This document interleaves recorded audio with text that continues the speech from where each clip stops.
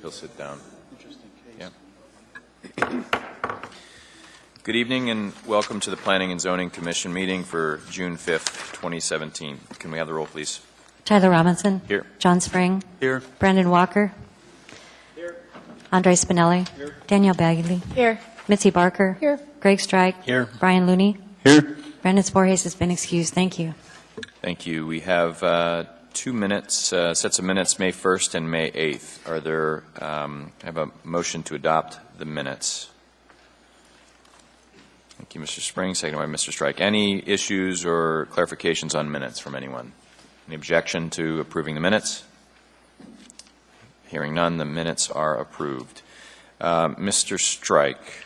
Yes, thank you. Through the chair, as a special move to the reorder of the agenda, would move E1, the case 2016-0127, to the end of the agenda to accommodate the public hearing. Thank you for that motion. Can you hit your button and then we'll get a second?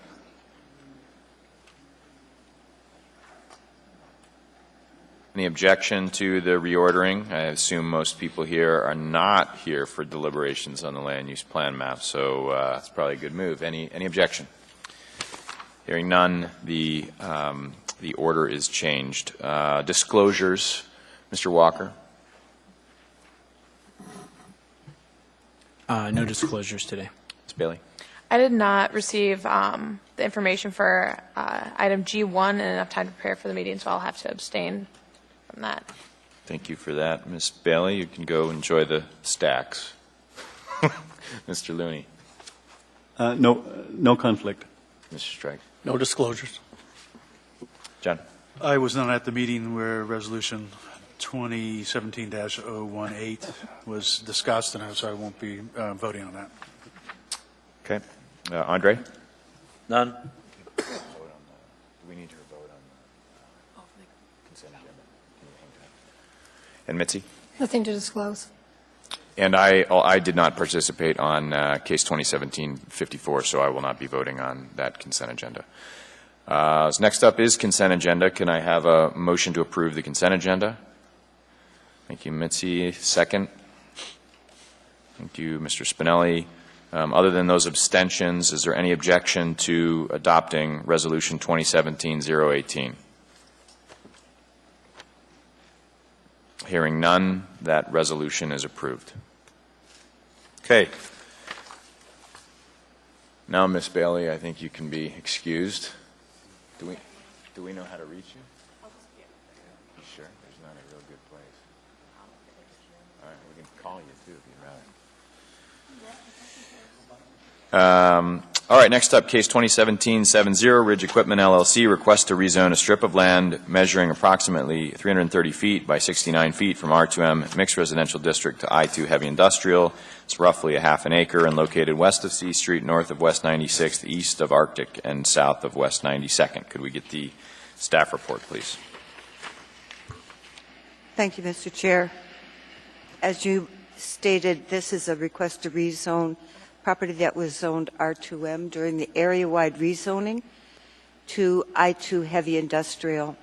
The majority of the lot is zoned I2 Heavy Industrial, and during the area-wide rezoning, Newland subdivision is directly north of the petition site and started developing. It was platted in '68 and started development at that time.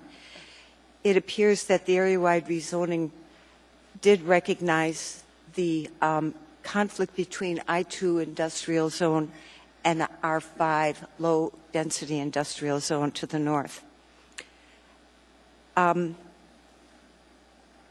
So per AMC 210708, landscaping and the retention of existing natural vegetation is an integral part of all development, and to minimize the impacts of I2 zoning, the department recommends screening landscaping to be installed within the north 69 feet by 330 feet of Government Lot 5. The standards for screening landscaping have been incorporated in the proposed special limitation to provide a transition between industrial and residential uses. The rezoning does comply and conform with the comprehensive plan, including the comprehensive plan map of Anchorage 2020. It's located in an area that's been identified as an industrial reserve, and the I-2 district is intended primarily as industrial activity and reserved for public and private heavy manufacturing, warehousing and distribution, equipment and material storage, vehicle and equipment repair, major freight terminals, waste and salvage, resource extraction and processing, and other related uses, according to Title 21 and Anchorage 2020. 2020 also notes that a significant portion of Anchorage's land base has been lost to non-industrial uses. In most respects, the rezoning is compatible with surrounding zoning and development. The I-2 zoning district boundary extends to the railroad right-of-way on the east, to Arctic Boulevard on the west, to O'Malley Road and West Platte Road on the south, and to West and East 92nd Avenue on the north. The site is served by public water, sanitary sewer, and all utilities. It is located in the building safety service area as well as police and fire and Anchorage roads and drainage service areas. The site is impacted by Type B wetlands, but they are classified in the Anchorage Wetlands Management Plan as developable. I believe the permit would have to be requested from the Army Corps of Engineers. Department of Health did mention that noise levels in heavy industrial areas may cross property boundaries and cause a noise disturbance. And that's another reason for requiring that screening rather than buffering or arterial landscaping being installed. Screening does provide for a greater depth, more plantings, a high percentage, 75% of the plantings to be evergreen, and it is a transition between residential uses to the north and northwest and the I-2 industrial uses that could develop in the future on this property. The request to rezone the petition site, if approved, will eliminate the split lot zoning. The department does recommend approval, subject to a special limitation to install screening landscaping, and the requirements for screening landscaping have been incorporated into that special limitation as they exist in Title 21 today.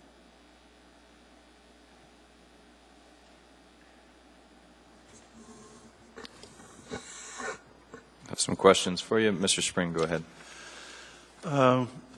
You probably said this, but is the screening landscaping the default buffer is default landscaping for this type of situation? Well, it's landscaping, it's the highest order of landscaping installation, and so a residential adjacent to an I-2 heavy industrial, it makes sense to have a greater buffer to protect homeowners to the north. I guess that's my question is, so it's more, over and above what would be acquired ordinarily?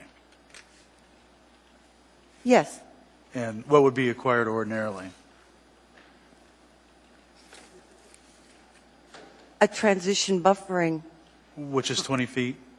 No, I think the screening easement is required because it's a significant difference between industrial uses and residential uses. Okay, so okay. My question was, this would be required regardless of whether or not we had it in the conditions of approval.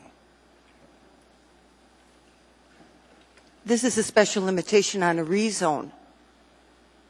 You're making it a special limitation on the rezone. Yes. My question is, what would be required if there was no special limitation? What kind of buffering would be required? If it was currently I-2, I Yes. believe that the screening landscaping would be required because there is a distinct difference between residential and industrial uses. That answers my question. Thank you. Thank you. Any other questions for staff?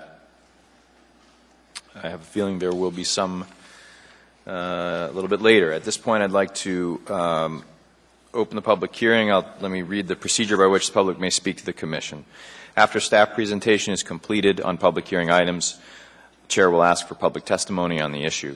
Persons who wish to testify will follow the time limits established in the Commission Rules of Procedure. Petitioners, including all of his or her representatives, 10 minutes, and part of this time may be reserved for rebuttal. Representatives of groups such as community councils or PTAs, 5 minutes, and individuals, 3 minutes. When your testimony is complete, you may be asked questions by the Commission. You may only testify once on any issue unless questioned by the Commission. An individual may have appeal rights relating to any action the Planning and Zoning Commission takes, except Commission recommendations to the Assembly which are not appealable, and a rezone is a recommendation to the Assembly. So with that, I'd like to invite the petitioner forward. Good evening. Mr. Chairman, members of the committee, my name is Tony Hoffman. I represent Boutte Company, and we are here tonight representing Ridge Development on this property and this rezone attempt. When we first met with the owner to discuss the property, we evaluated land uses for I-2. We looked at the constraints of the property, potential issues, and discussed the potential development issues we were going to encounter.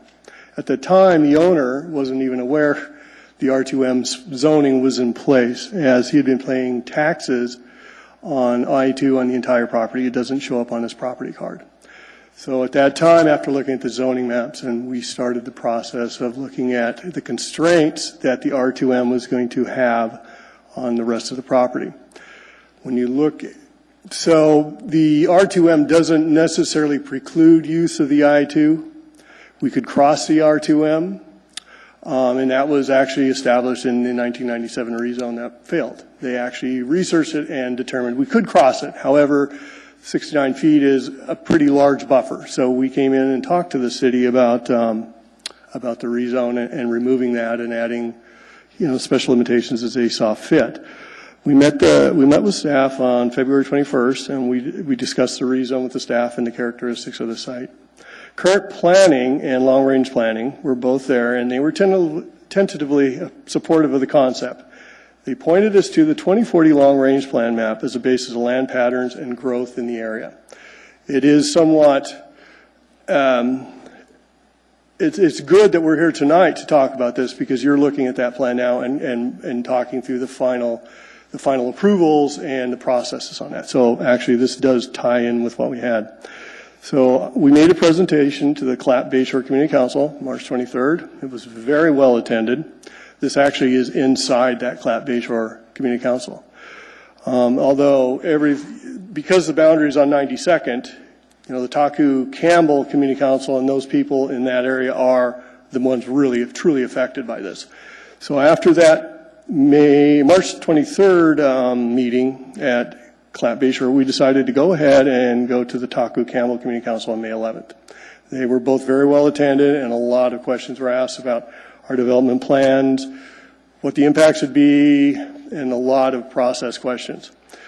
So right now it should be noted that right now we have no development plans, no development building plans for the property. We don't know what we're going to do yet. We're just trying to make it a fully usable piece of property and understand all the constraints that are on it. No uses have been explored, and no building development plans or site plans have been initiated. We tried to reiterate this point many times at the community council, and it just wasn't, it didn't take well. Everybody seemed to think we had something in our back pocket. We just don't. We need to figure this out now, because coming forward with a site plan at a rezone is dicey at best, because you spend a lot of time up front with developing a site plan that'll pass through all traffic and all the other constraints, and then you get shot down here. It makes no sense to come forward with site plans for a rezone in this particular instance. It might in other instances. We don't believe it's appropriate here. So some history on the property. The property was initially subdivided by the BLM in 1918. It was further subdivided into those government lots, into 5-acre lots in 1964. Because the property is situated on the section line, it is subject to the 50-foot BLM patent easement, both sides. Newland subdivision, when they platted in 1968, I think, they didn't do anything to remove or vacate any of that 50 feet, so there's 50 foot north of the center line. We still have the 50 foot south of the center line. So there's a 100-foot right-of-way in front of us. That's not going away in this process. The only way that could ever change is if we came back with a platting vacation of the right-of-way. So we're not even contemplating that. We're keeping the 100-foot right where it's at. It's shown on the grid maps. It's very clear. So the area-wide rezone of 1972 created a split zone situation. So it utilized the R2M as a buffer zoning. Now, while the concept of intensity use zoning is a valid planning mechanism, it hampers our ability to fully utilize the property.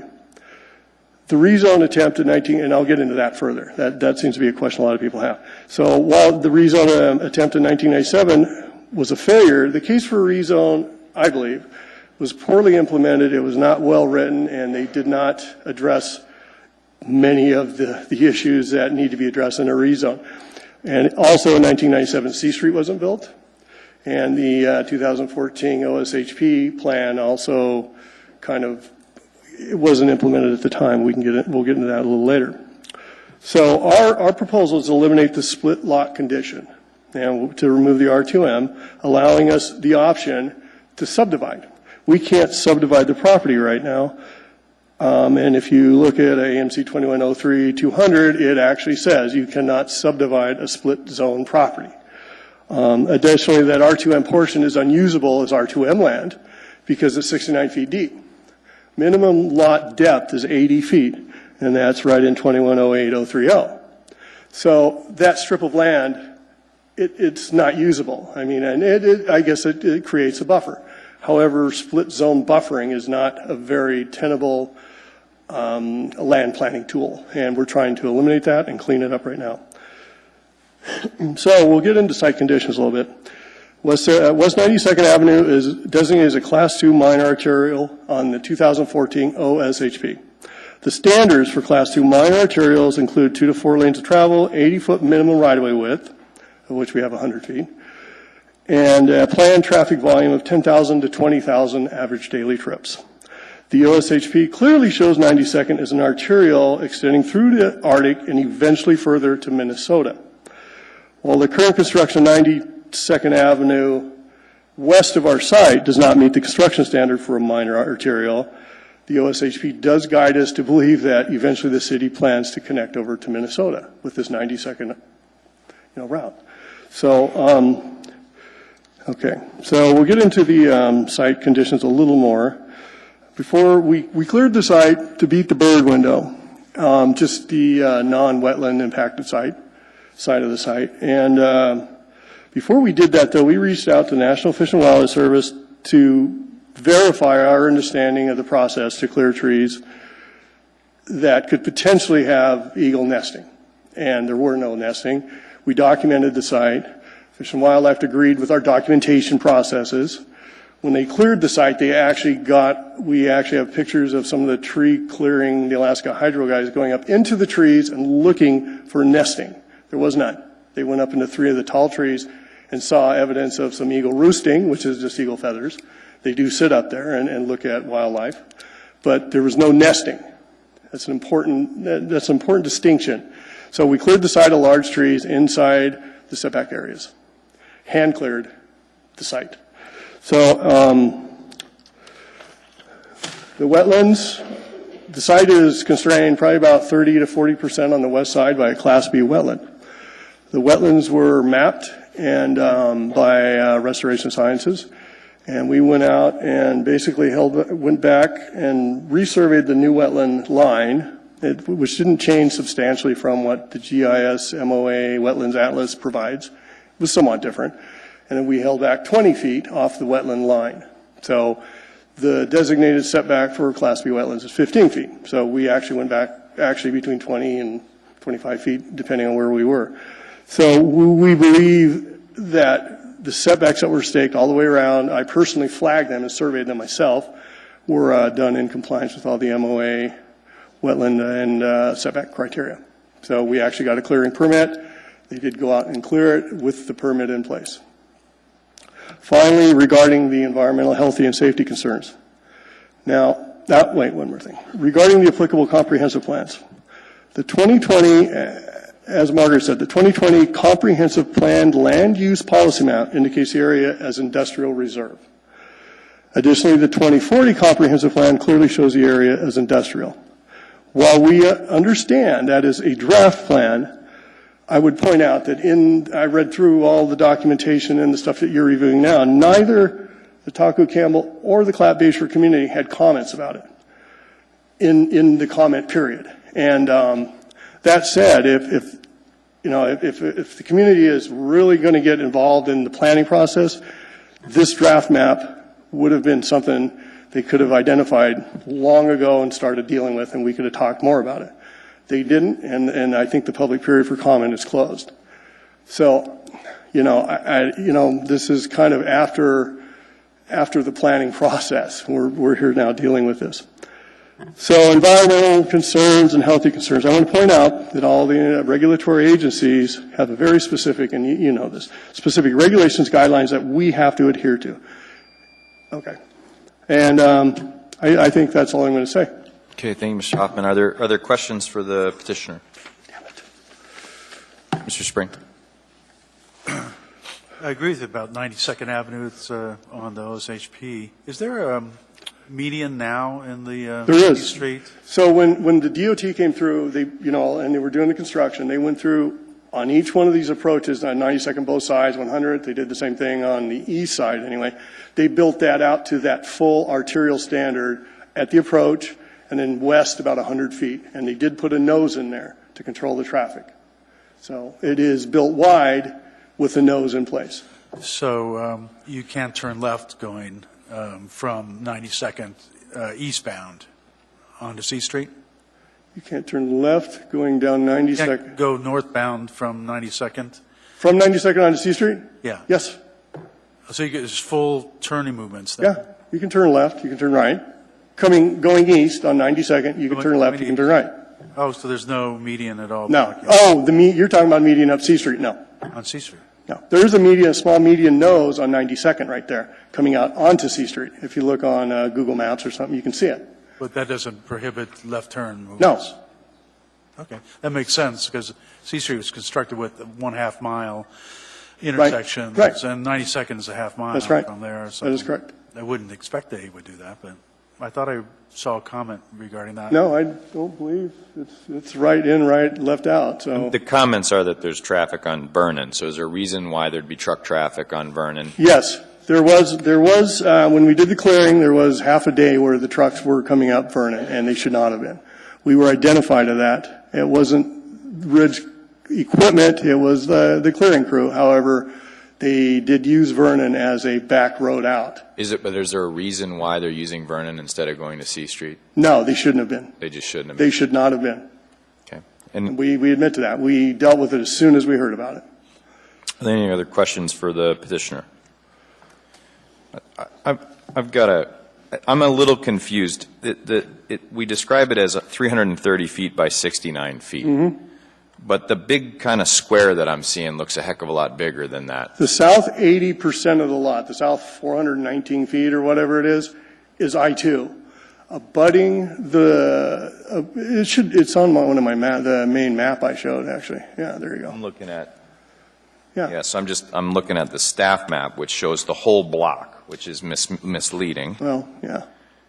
So it's just that little strip. So That is correct. Why are we? And we're just squaring off section lot 5. Just is it a platted? It is a lot. It is a lot. street It is a legal lot. It's a BLM lot, but nonetheless, it is a legally platted lot.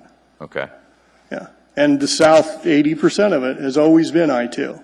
It's that strip that they implemented to create this buffering during the area one. So just to be clear on I want to make sure I reconcile your comment about the existing section line Yes.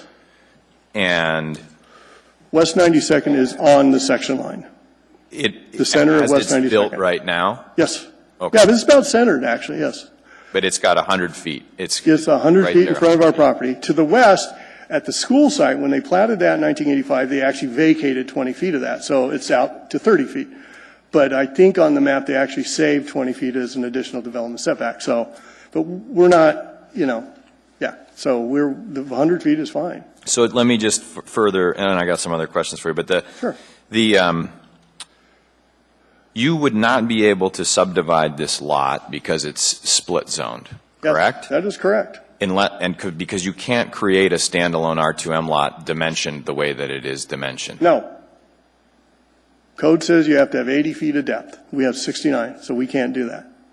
And let's be honest, that would not be a practical use of that little strip of land. We wouldn't try No, to anyway. I mean, I agree with that. Right. Okay, and I'm going to go to Mr. Walker first, then Mr. Spinelli. Go ahead, Brendan. So I'm familiar with this site, and I actually was surprised to see this when this rezone came through. I didn't realize that the R2M was there. So I'm going to ask the same question to the staff, but while I got you here, I want to ask you, what do you give me a brief summary of what you think you can do with it, with the R2M there, and how it limits the ability to utilize the I-2 in terms of just crossing over this little strip of R2? Well, okay, that's a really good question. We can utilize the south 80%, 400 feet, whatever it is, as I-2, fully used. No questions, whatever we can use that's not wetland impacted, we could utilize that. The issue is, frankly, 70 feet is a huge buffer, and it's not appropriate. You're starting to, by not allowing at least some of that to go away, you're constituting it some sort of a take, personally. And basically that's the issue. We can't utilize that property to the fullest. We couldn't subdivide it. That's the other issue. We cannot cut it down the middle. We can't do that with this R2M zoning. And honestly, with that B wetland there, the size of the lot is not, usable lot is not 5 acres. It's substantially less. So we need to utilize the land to its fullest potential as far as north-south. That's the biggest issue. And the other thing I would comment on is code says that the setbacks are determined from a right-of-way. Doesn't say anything about zoning split lines. And I don't know where, I got some strange input I don't necessarily agree with from staff about where the setback would begin now. Does it begin from that R2M line? Does it begin from the right-of-way, or does it start at the R2M line? So if you take the worst case scenario, right now the L2 setback would be 15 feet, we would have 69 and 15 feet. We'd have an 85-foot setback from the property if it stays the way it is. And, Can you? I may just want ask another to question? yeah, you can. Is that true? I want to hear the response to that, because that's interesting. So is there a setback from the zoning line, an additional setback onto the I-2 portion of the lot? Mr. Chair, I think that the setback would be measured from the actual property boundary of Government Lot 5, would be my interpretation, even though it's impacted by a portion of that 50-foot BLM. You mentioned BLM, did you? the right-of-way is the BLM. BLM 50 is 50 feet on Right. the south of 92nd. From the Right. center line of 92nd, it would be 50 feet that is impacted by the BLM easement, unless it were to be platted. No, I think And I think what we're talking about is just so that the audience knows, it's very unusual to have a split zone lot anyway. So I think the idea that you would have an additional setback on the I-2 portion is you didn't get a clear answer, is what you were saying. No, we didn't. And I would question it if they said it was from that R2M line, because code doesn't clearly state that. Yeah, no, I agree with that. Go ahead, Mr. Walker. So you've made the argument also that you're on this section line easement. You have 50 foot from your property line to the center line Yes. of the section line. Right. But I'm looking at the aerial imagery here, and the line work doesn't always work out just right. But it does look like that improved width of 92nd is pretty wide there. It is. A couple lanes. Do you know what that exactly? It's about 40, that's a good question. We actually surveyed that, and I'm not sure how far south. It is substantially into that 50 feet. It's off property, and they probably needed all that room without, gaining public use easements and that kind of process to do the returns and the wide necking they did there. Right. So I'm not sure, though. We did survey it, so I don't have that number handy. But it is a large portion, that 50 feet. Okay. Yeah, and you're grasping the concept of the 50-foot on each side, right? That seemed to be a question that a lot of the public wasn't understanding, that there's a full 100-foot right-of-way in front of us. If I may, Yep. I'd like to ask another question to the chair. So I know you don't have the applicant doesn't have a plan for this site yet, but obviously with I-2, I mean, you can look around the neighborhood and it's not hard to see what, and the first thing that, contractors often think, and especially contractors in the snow removal business think, is I-2 is a free pass for snow storage, and it's much easier to store snow on I-2. And so I'm just thinking about the residential uses in the area, and I mean, is that even an option here, or is that? Well, that's a good question. So snow storage, though, in I-2, I think you'd have to look at what the site plan conditions are. Is it permitted? Is it a conditional use? Or is it a site plan condition? I don't know. There's of course, there's quite a few I-2 uses that go through different process. I don't think it's a by right use of I-2. I don't know. I was under the impression, and I'm not an expert, obviously. I would think you'd. I'd have to look at the table. I was thinking that, I guess I always assume that I-2 is about as by right as you're going to get when it comes to snow storage, and that you're going to have to jump through a lot more hoops to even do it on I-1. So. Yeah, I honestly don't know. I'm sorry. Okay. I know the city might look at that because you're right next to those B wetlands. Mm-hmm. Right. That would be pretty dicey to put dirty snow in that lot. You would be opening yourself up to quite a bit of scrutiny. Right. From everybody. Well, they're doing it. But. Yeah. Well.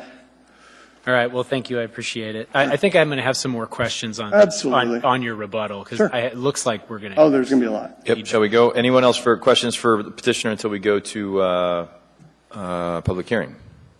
So you did use up your time. I realize that. But I would guess that there will be questions, but you will not have a standalone rebuttal. So when you come back, if you just could limit it to the questions that you're asked. And we do accept, of course, that L3 and all the conditions they put on the special limitations. We think they're appropriate. Thank you for that. At this point, I would like to open the public hearing. Those of you wishing to testify, come on down, state your name for the record, spell it to help us out. And note that the little lights here will go yellow when there's a minute left, and we will cut you off when that buzzer goes so that we're fair to everyone's time. Go ahead.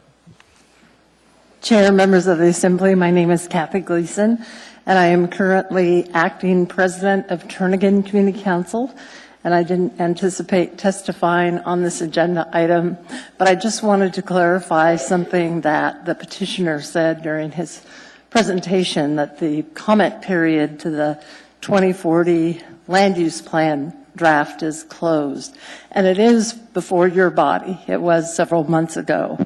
But this will go before the Assembly, this land use plan. And when it does, a new public hearing period will open. So just for everybody's sake, and including the two community councils referred to earlier, there will be an opportunity for more public comment on the draft land use plan and this lot that's showing on the draft map as I-2. So I just wanted to clarify that for everyone. Thank you. Thank you for that public service announcement, Ms. Gleason.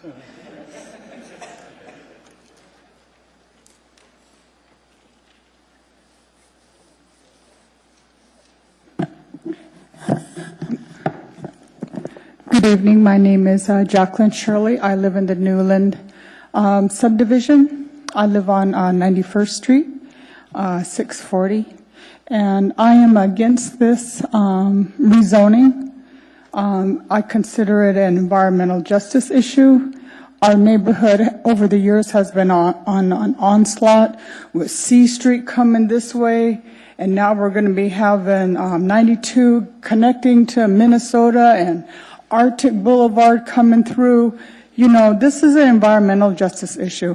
And I take offense to the contractor's comments at our community council meeting when he said that they wouldn't have been moving forward if they didn't already get a go-ahead from the staff. I object to the staff approving this plan. I object to him saying that the comment period is over. It's not. Our voices are still valid, because this is an environmental issue. I am against this buffering. It made sense when it was there. And if they don't like it, they shouldn't have bought the property anyway. So this is an environmental issue, and not only for the humans, but the animals there and everything. I mean, we live on a moose's bog. That's what it used to be, and we still have mooses come through our yards and bring their babies, and our houses go back and forth with the earthquakes, which is kind of nice. So, I mean, and it's a good neighborhood. You know, I was a first-time homeowner, and that neighborhood is a good neighborhood and affordable for first-time homeowners. Back in 2003, when I bought my home, you know, it was $165,000, very affordable for Anchorage. And boy, we're really having a housing crisis. It's so expensive to live in this town. Holy smolies! And we're sitting here making things easier for non-housing living, and I don't think that's right. We have plenty of industrial land easements. I heard a little bit about the report with the gentleman before the public hearing. We have a deficit in housing. And of course, this is not about this lot, but it's still the quality of life for my housing, my existing house, my existing neighborhood, you know. And we were shocked. Yes, maybe we were silent during the first round of public comment. But boy, when it was a shock to see that whole thing cleared. Oh my God, it was a shock to all of us. Thank you, ma'am. Can I get you to spell your last name for us, just so we have it? I didn't know that I didn't hear it quite correctly. Can you spell it for me? Shirley, like Shirley Temple, Shirley. Great. Thank you. Koyana. Thank you for your testimony.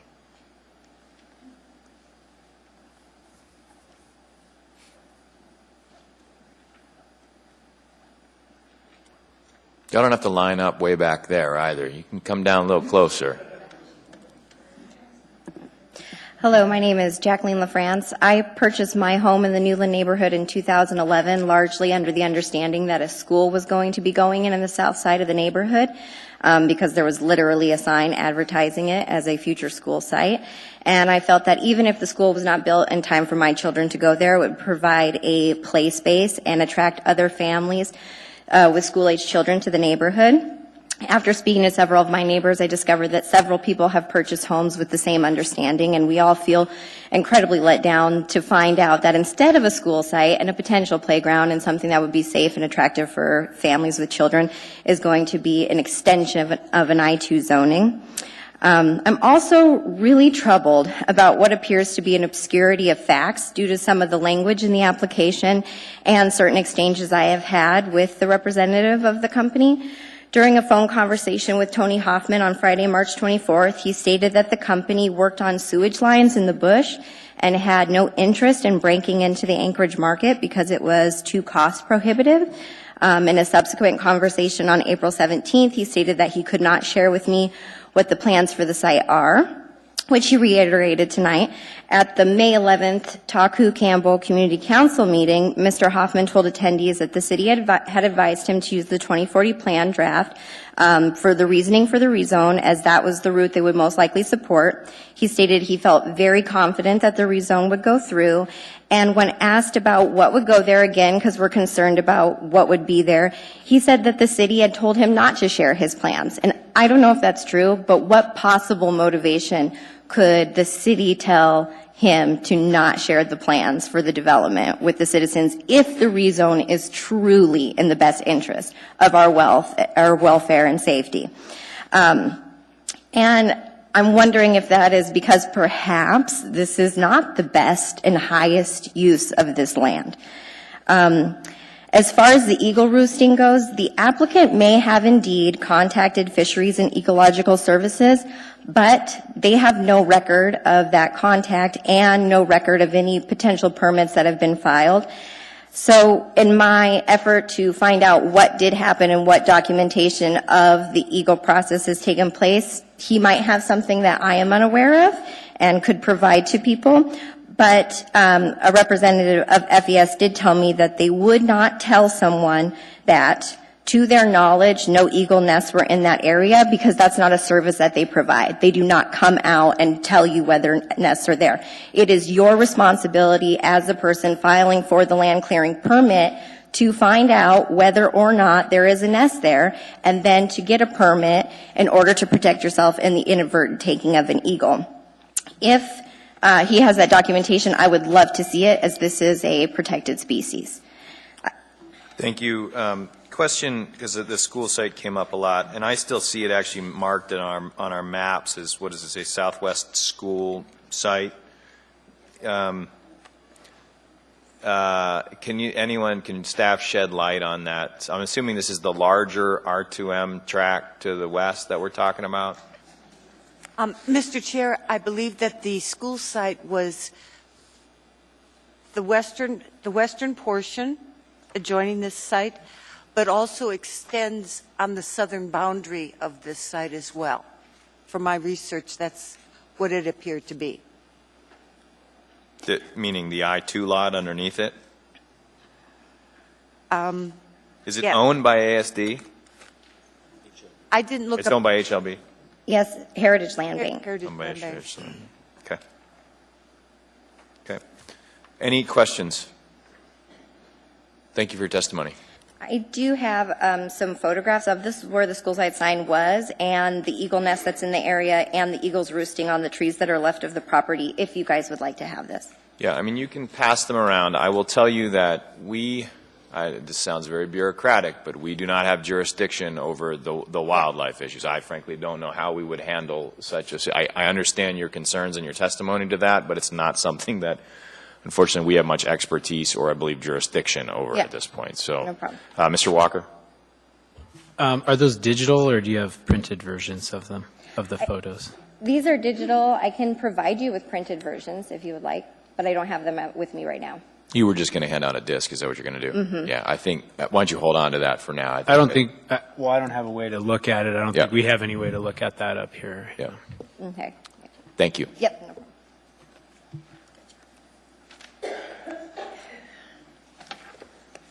Hi, my name is Kim Pitts. I also live in the Newland neighborhood. I just want to address something that Mr. Hoffman said about the trucks accessing the property from Vernon. They actually went through 89th, which has generally cars on both sides of the street, busy residential street, to Vernon, because you can't access that property via C Street to 92nd. You can't turn left onto the property, and you can't make a U-turn on 92nd. To get the So you're trees saying and stuff off. when they were coming back, they couldn't get back there. That's To the get issue. to the Okay, because of property. the median that's there. Right, to get to the makes sense. property. Okay. So he said they exited down Vernon, they exited onto C Street. So I moved to the neighborhood in 2004 because it was one of the few neighborhoods that provided a single-family home for a single parent. And my home is directly across from the proposed entrance to the property, although he now says they keep saying they don't have a plan for the property, but they clear-cut the property, so they clearly have some plan. And that's been an ongoing concern because they won't tell us what they're planning to do with it. I think that rezoning this property and turning it into an industrial zone will lower the property values of every home in that neighborhood. As I get older and nearer to retirement, that's obviously a concern because I hope to sell my house and use that toward my retirement plan. Our neighborhood has no sidewalks, and people utilize the south side of 92nd, which is adjacent to that property, to access the C Street bike path and the walkway. If you allow heavy industrial trucks to utilize that, it endangers anybody using that, and that includes moms that are pushing strollers down there every day, kids learning how to ride their bikes, and tons of people walking their dogs. The risk of injury or loss of life is not worth any benefit that a construction company could provide to our neighborhood. The wildlife, I know you don't have any jurisdiction over the wildlife, but before the clearing of the trees, I personally have seen bears, wolves, moose, and the roosting bald eagles in the neighborhood. Since clearing of the trees, I've seen a moose twice on that property wandering around looking kind of devastated. The eagles at this point are still showing up periodically to roost, but I think once the trucks start coming, the noise will deter them from coming.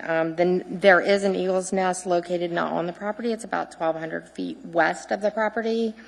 And one of the perks of Alaska is being able to coexist with people and wildlife.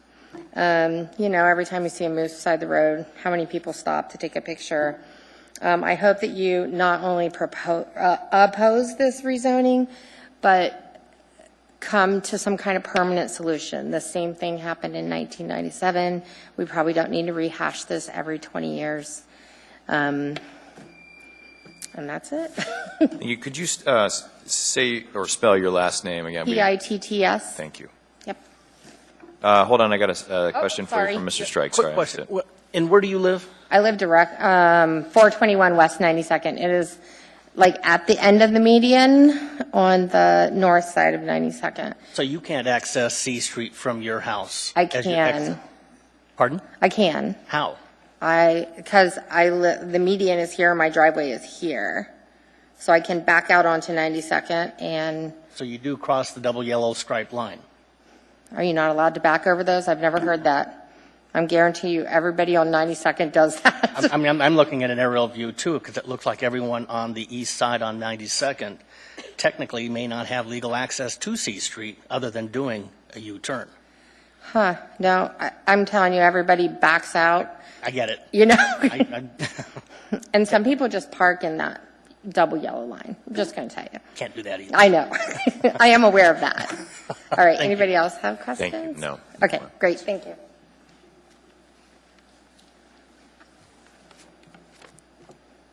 Good evening.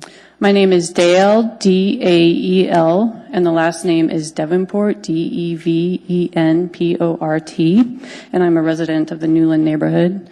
We purchased our home there in 2011, and I'm impressed by the diversity of the neighborhood. We have Native Americans, African Americans, Asian Americans, Caucasian Americans. We have brand new families, elderly retirees who walk through the neighborhood using their walkers and canes. And I'm going to tell you a little story. One day last winter, after I got home from work, I was walking my dog, as I usually do, and when I got to the corner of 92nd and C Street, I stopped. I stopped because I was stunned by the sight in front of me. It was so incredibly gorgeous that I almost couldn't believe it was real. The sun was setting. There was the pure blue winter sky lined by the red-orange glow of the sunset. On my left were a pair of eagles flying into roost, and before me were birch trees lined in hoarfrost with pure black ravens roosting in them as a contrast.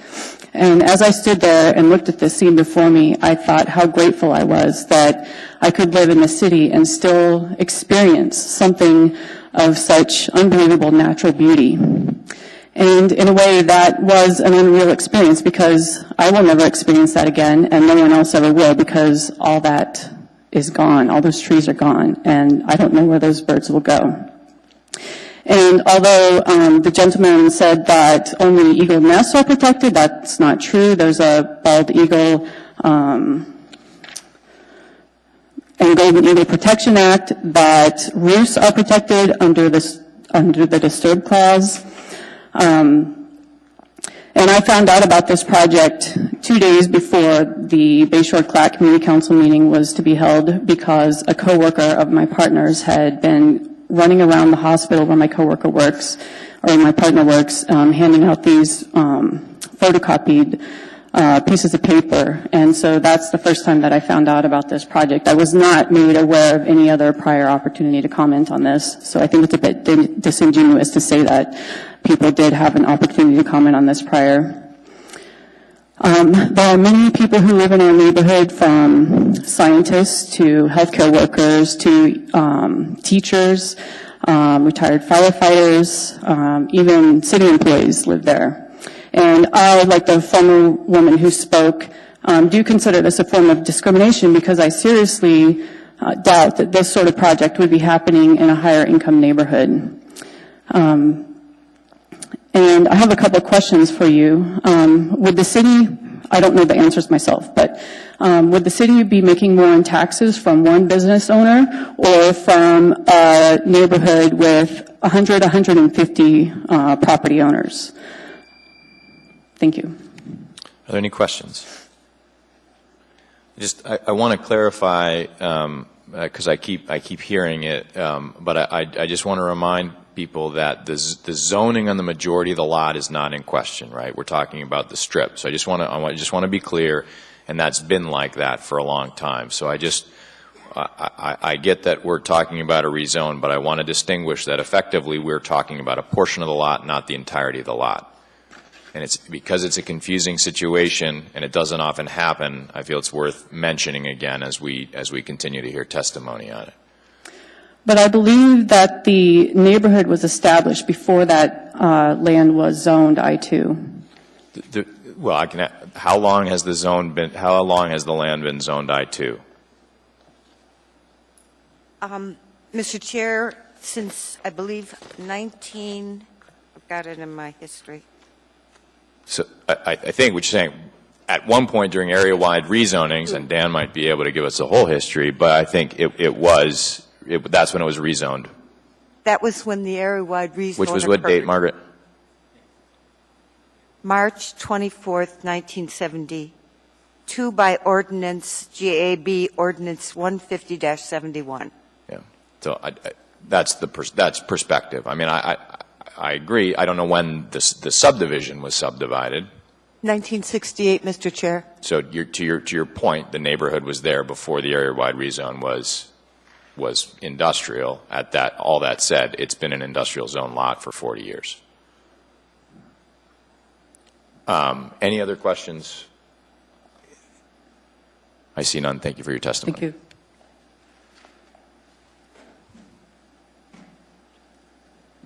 Hi, my name is Margaret Anderson, very conventional spelling, Anderson. I was going to say, someone with an E might say, no, what's traditional, right? Yeah. I'm a bicycle commuter, and a lot of my bicycle commuting is from my home to downtown. It's north-south. And C Street is a pretty convenient way to do that, but even in the short time, say 4 years that I've been an active bicycle commuter, I have seen lot after lot fallen to industrial use. That's fine. I understand people own it. They can do whatever they want with it. I was interested when she mentioned over there about the buffering zone I see no beauty zones. I see no screening to help hide the ugliness of an industrial site from the residents who live nearby or from the people who are trying to have a pleasant bicycle commute along those bike paths, very nice bike paths on C Street. But there's so many areas that are ugly and hot and exposed and dusty when the wind blows with all kind of material blowing off of them onto you. Then I would come down to that section, and there was that lovely lot with some trees, and I know you keep hearing this over and over again, but it really was that one tiny little parcel in that north eastern corner of that piece of land was beautiful. It really was. Now, most of the trees on that lot are the smaller spruce, and they're kind of thick because it's a wetland, which it is a wetland. And that one part was a little bit higher. And so it was a beautiful old mixed spruce birch forest with roses and berry bushes and all kinds of wonderful things in it. So I too, when I came bicycling down one day, and suddenly one day it was there and the next day it wasn't, practically. I think it took them a couple of days. But it was gone, and there's this little thin, maybe 1 or 2 tree deep leftovers around the edges, and that is not a screen. That is not a buffer. And I feel so sick, heartsick for the people living in that neighborhood with their children and their homes that might end up being next to one more really horrible industrial site when there are so many lots just across the street, just across on the east side of C Street, that have already been devastated of any vegetation, and they're just totally cleared already. Why not use those for your industry and leave the other half, leave the western side of C Street as parkland? Turn it into parkland. There are ponds, there are trees, there are trails. The residents use it for recreation in the winter. And that's all I have to say. Thank you. Thank you for your testimony.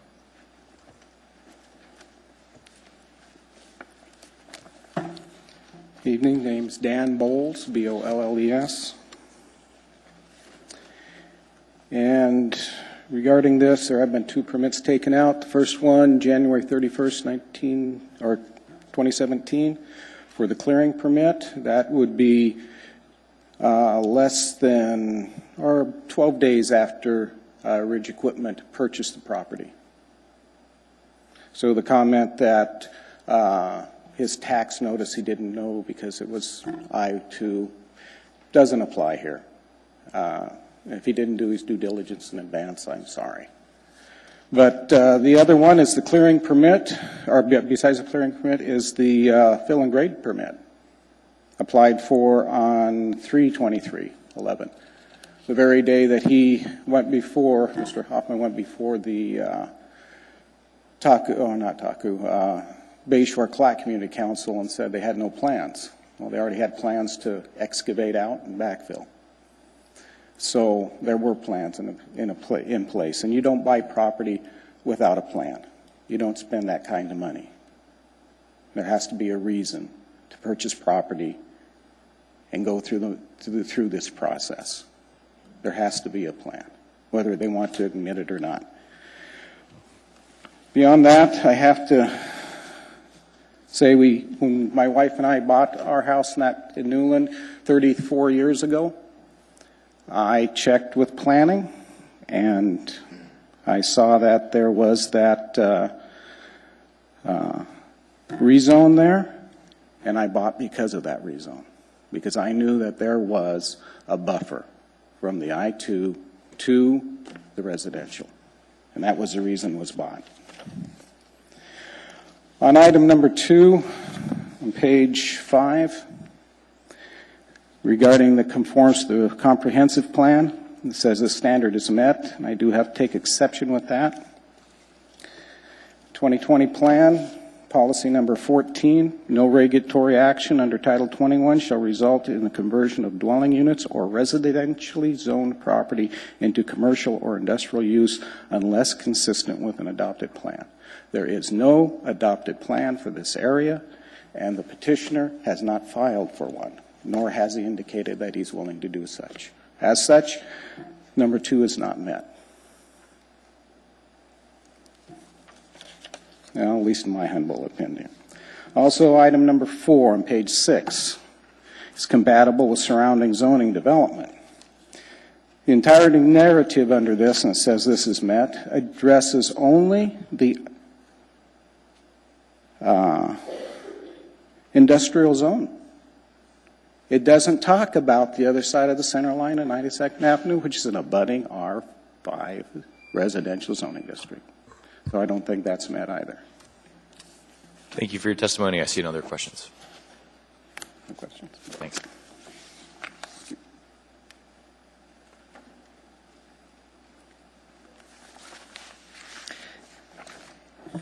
Good evening. I'm Hannah Lawton, spelled Lotton.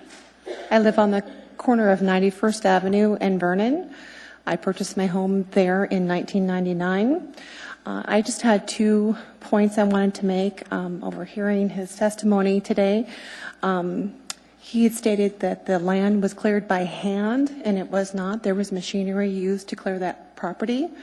My main concern is traffic, because I live on Vernon, traffic, trucks and things coming down Vernon Street. In order to access this property, in my opinion, from 92nd Avenue, for example, this was in the, a map that was in one of the supplementary packets. It shows that the median does come over more than halfway across this property to make a left-hand turn, south turn from 92nd Avenue onto the property with a truck. I don't think is accessible, you know, it can be done. That's why those trucks were utilizing Vernon Street to get to the property to clear it.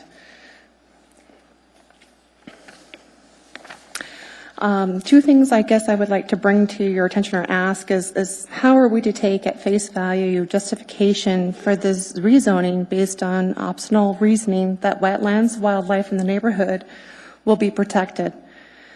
Well, in reality, no development plans have been offered. The neighborhood has already been used as a thoroughfare for the clearing of the land, and no true environmental mitigation has been presented. And I ask you, is this truly the highest and best use of this land? Thank you. Thank you.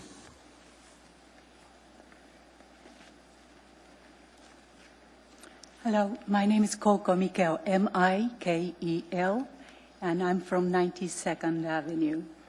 And I'm living there for over 30 years. You can lower the mic. There you go. Thank you. Thank you. My name is Coco Mikel, M-I-K-E-L, on 92nd Avenue, and I live for over 30 years now. And I was one of the members who initiated the petition for the 1997 opposition. I have about 4 things to tell you. First, 92nd is one lane, both one lane and one lane street. It's very narrow, and because of the nose, definitely even dump trucks can turn left into their property. I've seen it. And also, there are so many families and people bicycling, and it would be quite concerned for the safety issues. And especially in winter, snow accumulates on both sides, so it's even getting narrower. And I think I turned in a photograph onto my public comment earlier on. And the second one is 92nd, 88th, 89th, and Vernon's are residential streets, and municipality ordinance prohibited the heavy equipment to use those streets. I do hope you consider that. It's quite dangerous, noisy, and especially the fume of gas. Third one is I noticed that I think it's early March, heavy equipment companies, two bulldozers were parking on the west end of 92nd for a long time before they started clearing the area. And also they were using lots of heavy equipment through the aforementioned streets and avenues. And also, excuse me, I forgot what to say. They cleared the portion of Type B wetland too, and according to Wetland Management Act, Type B, you cannot disturb the tree root system. They have completely cut down the trees, and I suppose they're going to remove those trunks too, trunks too. Those things there, oops. Anyway, I'm very concerned about what they're going to do for the future plan. Thank you very much. Thank you.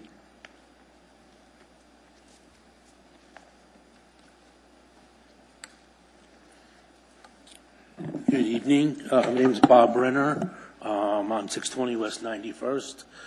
I can actually see the site from my back windows. They did this very quickly with like no warning. Obviously, there's been heavy traffic on the roads. There are no sidewalks in the subdivision, and a lot of people walk on the streets. Vernon is also a school bus route, and it's just outright dangerous for the trucks, and it's also illegal for the heavy equipment to be coming down these streets. The other feeling I have is on the east side of C Street, 92nd, is crumbling rapidly. And this is what happens when you have heavy equipment on these streets. They're not built for them, and they disintegrate. And that's another big concern. And amongst all the other things that have been said tonight. Thank you. Can you spell your last name for us? Brenner, B-R-E-N-N-E-R. Thank you. Thank you for your testimony. Okay, thank you.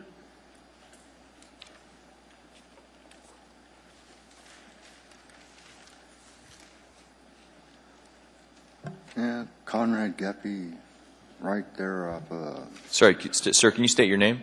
Conrad Geppy. How do you spell your last name? G-E-F-F-E. Thank you. On 72nd, there's that speed bump on going west from Lake Otis, and they just marginally put up a sign that says speed hump. And I guess the owner there said that they didn't know where to stick that hump or the stick. And over the winter, I put it closer to the hump, and everybody started going. They went real slow, and then once went because it had fallen over, and we had to move it back where they suggested it because it had flipped. So we had posted it back, and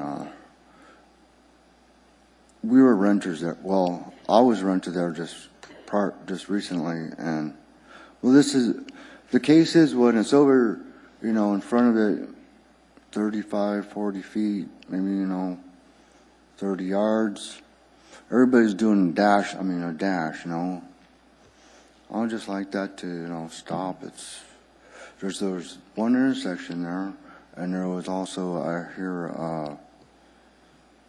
an accident up on the other side of the corner, and it was my relatives back home. Okay. Thank you for your testimony. Yeah, thanks a lot. Mr. Chair, Yeah. people are not necessarily using the microphone, and they're kind of difficult to hear. Good evening. Evening.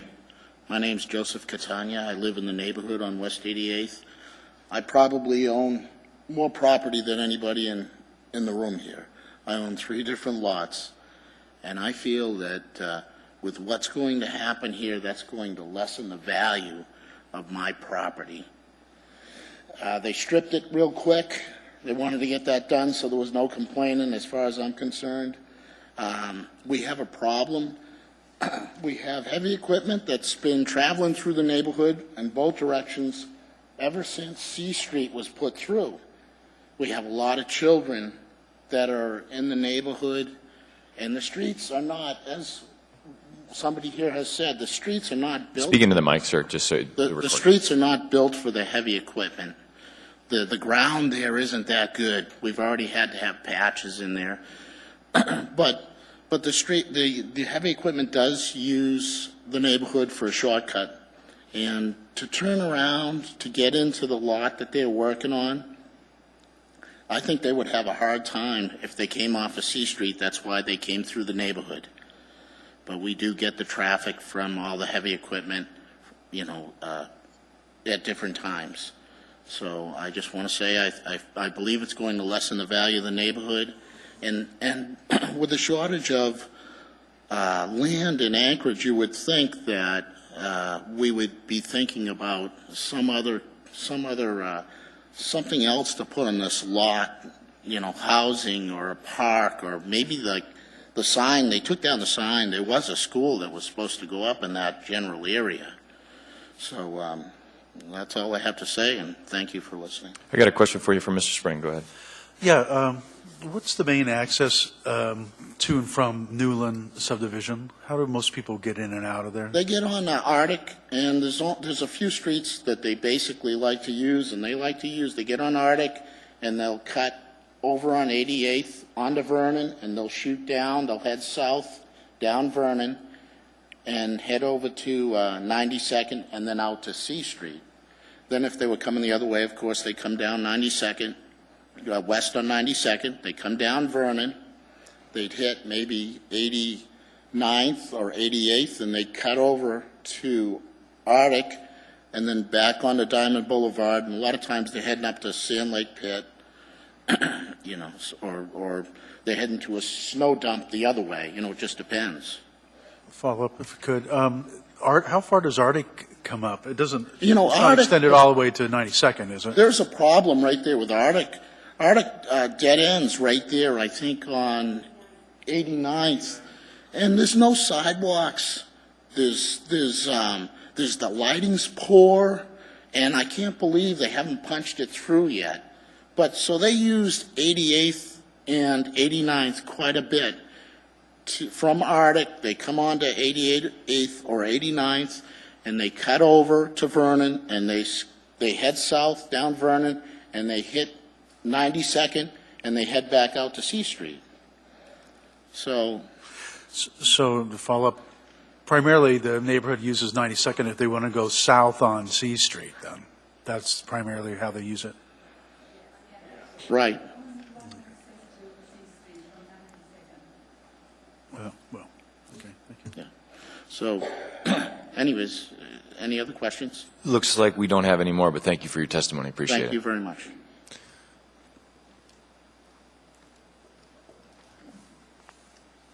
Good evening.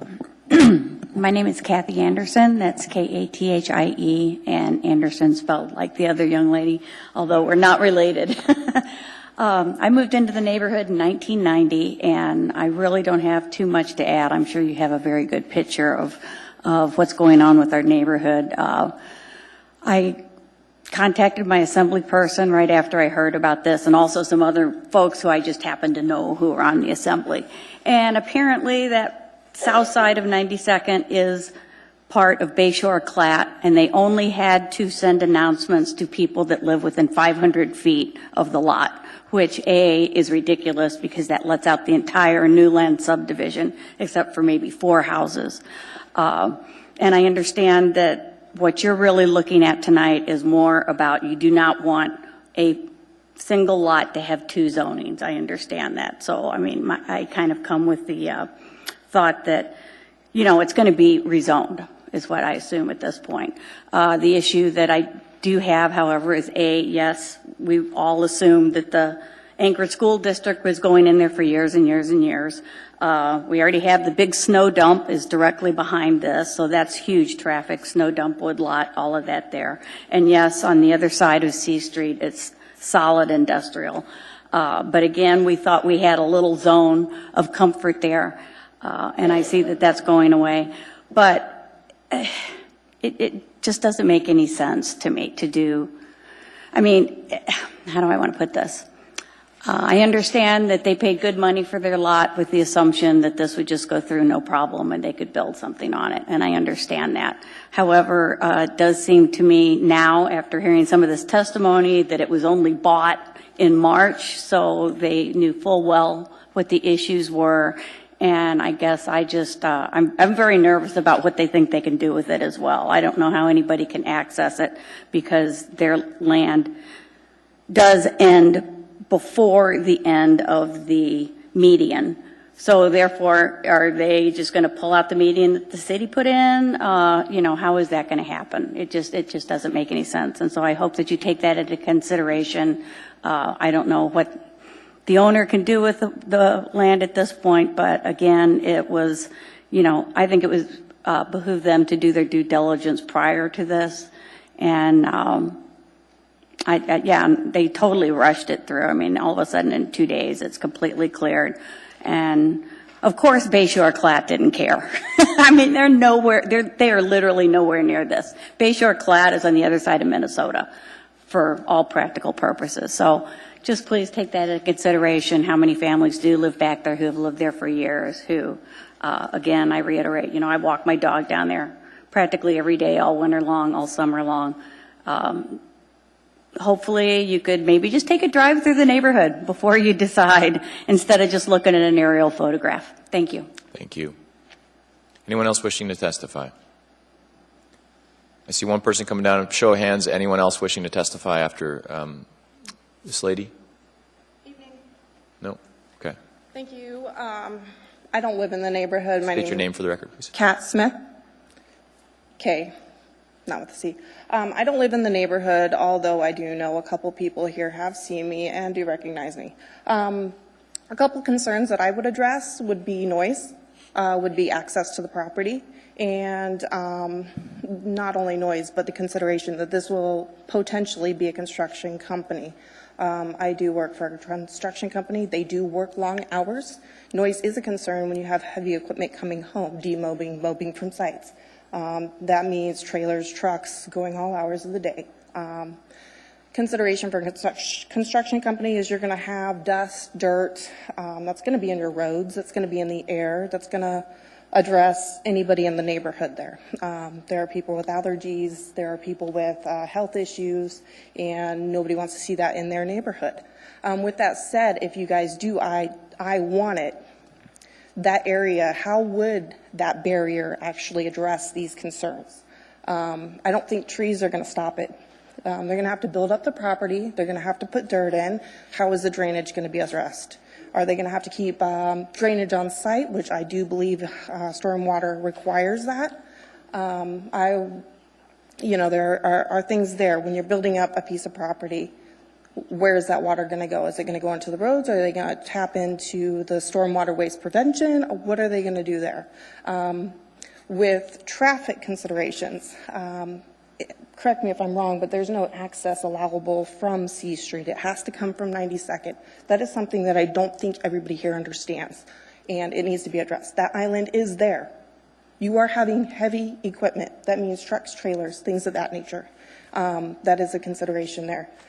People do walk across the street. They do walk down that street. There is no access for people to get to that sidewalk, that walkway, unless there is some sort of protection for them. So you're talking traffic control, you're talking signages and access for people, pedestrians, their kids, their dogs, etc. This is a neighborhood. This isn't an industrial park.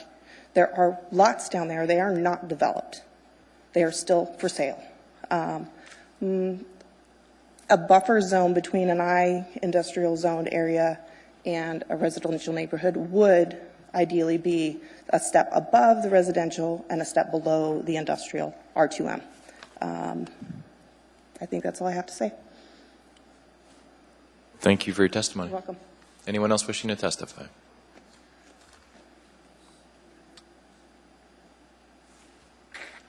Well, for staff.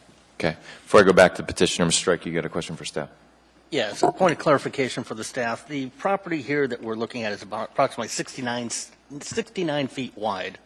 Does it extend all the way west to Arctic, that strip of land? As I'm looking at page 12 of our map? Through the chair, no, it does not.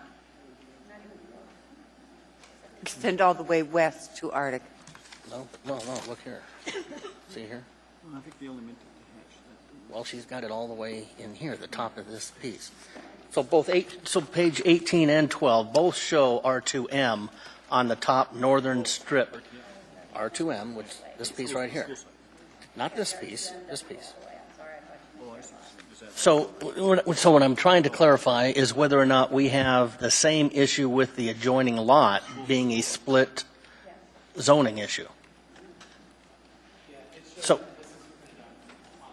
all the way across. Okay, so let's make sure we're all on the same page. So I'm looking, you're referencing page 12, Mr. Strike, is that right? Correct. And we ask, Yeah.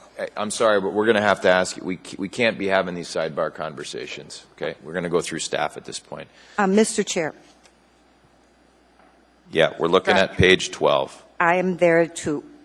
When the property was subdivided, we heard testimony that the school vacated a portion of the BLM easement so that they only have a 30-foot half-street dedication in front of that property.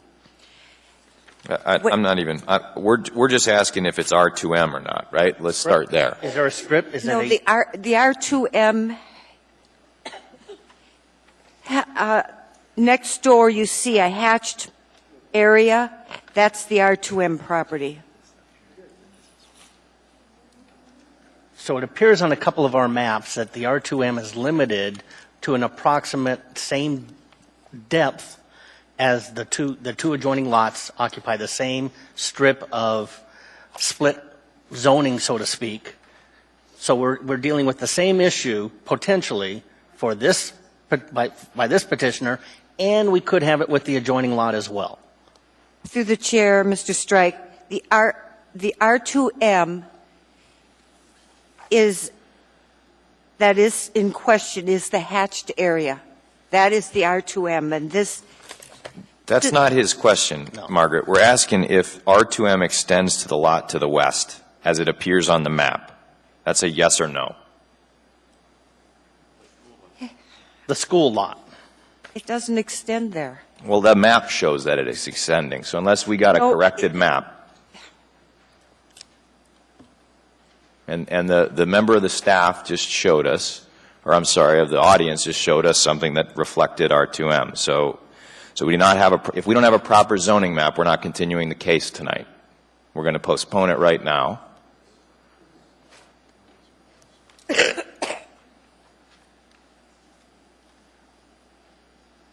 And I think, someone that's got access to the internet, that's not me trying to run a meeting, could look it up online and verify it. The balance of the school site is zoned I2 or I1?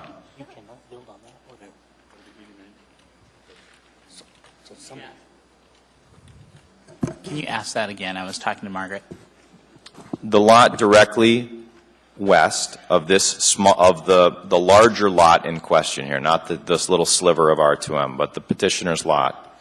So the lot to the left, the large chunk of it is zoned what? Our map would indicate I2 because there's no I1 written on there. To the west is zoned R1. On page 2 of the packet, it's zoned R1. No, it's not zoned R1. It's an undeveloped paper plat, and to the west, I looked at the zoning map, and it's zoned R1. The school zone, the property that was bought for the school. It's a problem with the designation on that map on page 12.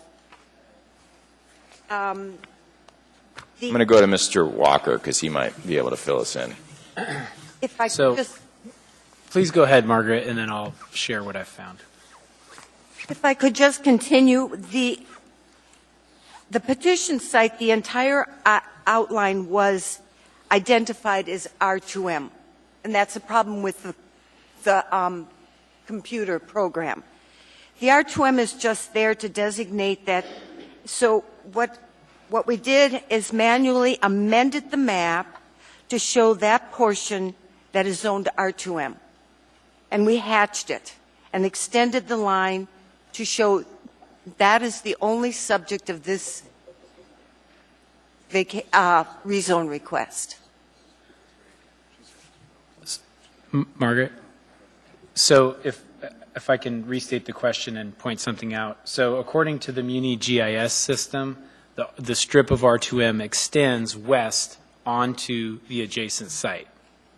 Does that sound correct to you?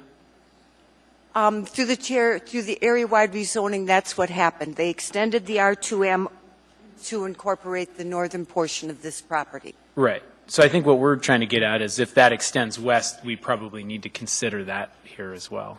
And so we're verifying that it does. It shows here. It shows here, and south of it is what zoning?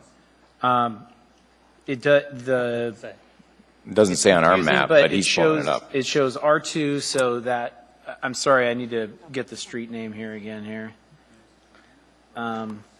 Just give me one. So Vernon, according to this zoning. Mr. Hoffman, do you know what it is? I do. Could you come up? Yes. That parcel is, that strip is all R2M. The school site is zoned I2. To the west of Arctic is where the R1 begins. Yeah. The HLB MOA wanted nothing to do with this rezone effort in that southwest parcel, the southwest school site, is no longer on their priority list. Yeah. Because I just, so. They didn't want anything to do with it. No, I hear you. Directly west is I2, south of the lot is what? That's right. Well, there's an L-shaped. Oh, that's all I2, because that was all in the same plat. So the map is and that's what right. ours shows. It's I2, but the R2M strip does Continue persist west to Arctic. onto the other lot. Right, it continues west to Arctic, which is the second So we lot. have another case of a split zoned lot. Yes, you that do. is approximately anywhere from 69 feet It is wide 69 feet. to maybe 75 feet wide based on the Oh, 120 but this is lots. true, that the south edge of that R2M did not change. So someone in their infinite wisdom has created a buffer That's right. with That- this We have RM. established that. And R2M. just so I can clarify, just for the public, this would normally be the time when we would ask the petitioner to come up and answer questions. So I'm not giving him bonus that's fine. time, but he is going to come up and hang tight because there might be more questions for you, okay? Okay. So is that, go ahead. So along that, so we got a 69-foot wide, pretty much predetermined buffer zone created through zoning that's already in place. Fair statement to the staff? Through the chair, Mr. Strike, that is correct. If we did nothing tonight, would the petitioner continue to have access to his lot through that R2M, a driveway, so to speak, into that lot? Yes, that is correct. That was resolved with the 1997 attempt to rezone this, and they determined you can drive Through. industrial vehicles through the R2M property. Right. Thank you. And I would like to just state that the property to the west, to the midline of 92nd, is R1 on the ArcGIS map. No, that's to the west of Arctic. Yes. And yeah, I mean, I'm a little concerned that we're missing such a basic fact here. Well, I think we have some clarity to move forward here tonight. You may, yes. Got it? Okay. So- You got another question? I do have Go a ahead. question. Then this one is, since the petitioner is present, this is a question to the Go for it. petitioner. The land clearing activity that took place, in looking at the GIS, looking at the aerial, it's understandable how they accessed this lot to clear. They had to go through the neighborhood. They could not make a legal entrance to that neighborhood, to this lot off of C Street. They could make a legal exit. With But the they striping cannot that's in place, you're right. Pardon me? With the striping that's in place, you are correct. Absolutely. Right. It is illegal to cross with that striping. That's You correct. can't park in it. You can't do a U-turn in it. That's correct. And trust me, I've been cited. Yeah. Can't do it. So in theory, everyone along 92nd on the east side, not the west side, cannot access C Street without crossing through that striped zone area, except for the house on the end on the corner of Vernon and 92nd. Yeah, you're right. There's one house that can have access. Oh, yeah, you're looking at the map now, at the Google, got yeah. it on Okay. Yes, that is correct. Google Maps. Yeah, right. How would you get into the lot? Well, okay, so this is a good question. So that median, the median itself that's on 92nd, that sits on C Street, basically, it comes out to C Street, noses out, it fronts about 1/3 of the property. I would clarify. It doesn't. It extends all the way down. In fact, it may not be a built-up median, but that striped yellow is striping a is. median. You are correct. The striping is. The physical median is about 1/3 of the lot. How are you going to get access? We would have to work with the traffic engineer and talk about turning radiuses, how we can get into the lot, and what we can do. There has to be a solvable solution. It's an I2 piece of property. We have to come up with some sort of a solution, and restriping is a viable solution. The nose itself is 1/3. It does protect 1/3 of the frontage, so you can't you cannot drive over the barrier, the nose barrier, but the striping could be restriped with the municipal traffic engineer's blessing. So is this a state or is this a city issue? It's a city issue. It's a municipal right-of-way. So we would work with the municipal traffic coordinator or the traffic engineer. So this is we are posing a question that has no answer today. Not until we get into site development, no. Well, and just to be clear, Mr. Strike, it didn't come up because the vast majority of the lot is already zoned I-2, and they weren't, because the traffic just commented no comment, right? Well, that was the comment. Issue is the heavy equipment not coming through Newland and the other street. Totally get it. That's why they didn't comment on it, because they didn't have a permit in front of them. Okay. That's why they didn't have a permit in front of them. So we have no traffic plan in front of us that would allow clear access with the change in the zoning, whether or not we do nothing or whether or not it is rezoned.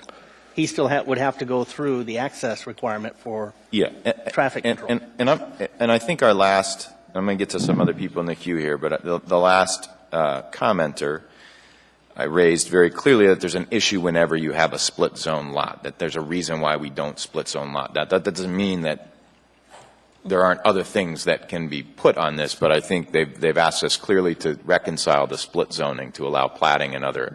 One more Go ahead. question. So if we do nothing tonight and leave this as a split zone lot, there is by default, a 69-foot buffer created. And I'll point out that by zoning, and it's also in your package in the long-range planning, L2 is what the zoning would be, a 15-foot L2 zoning landscape buffer.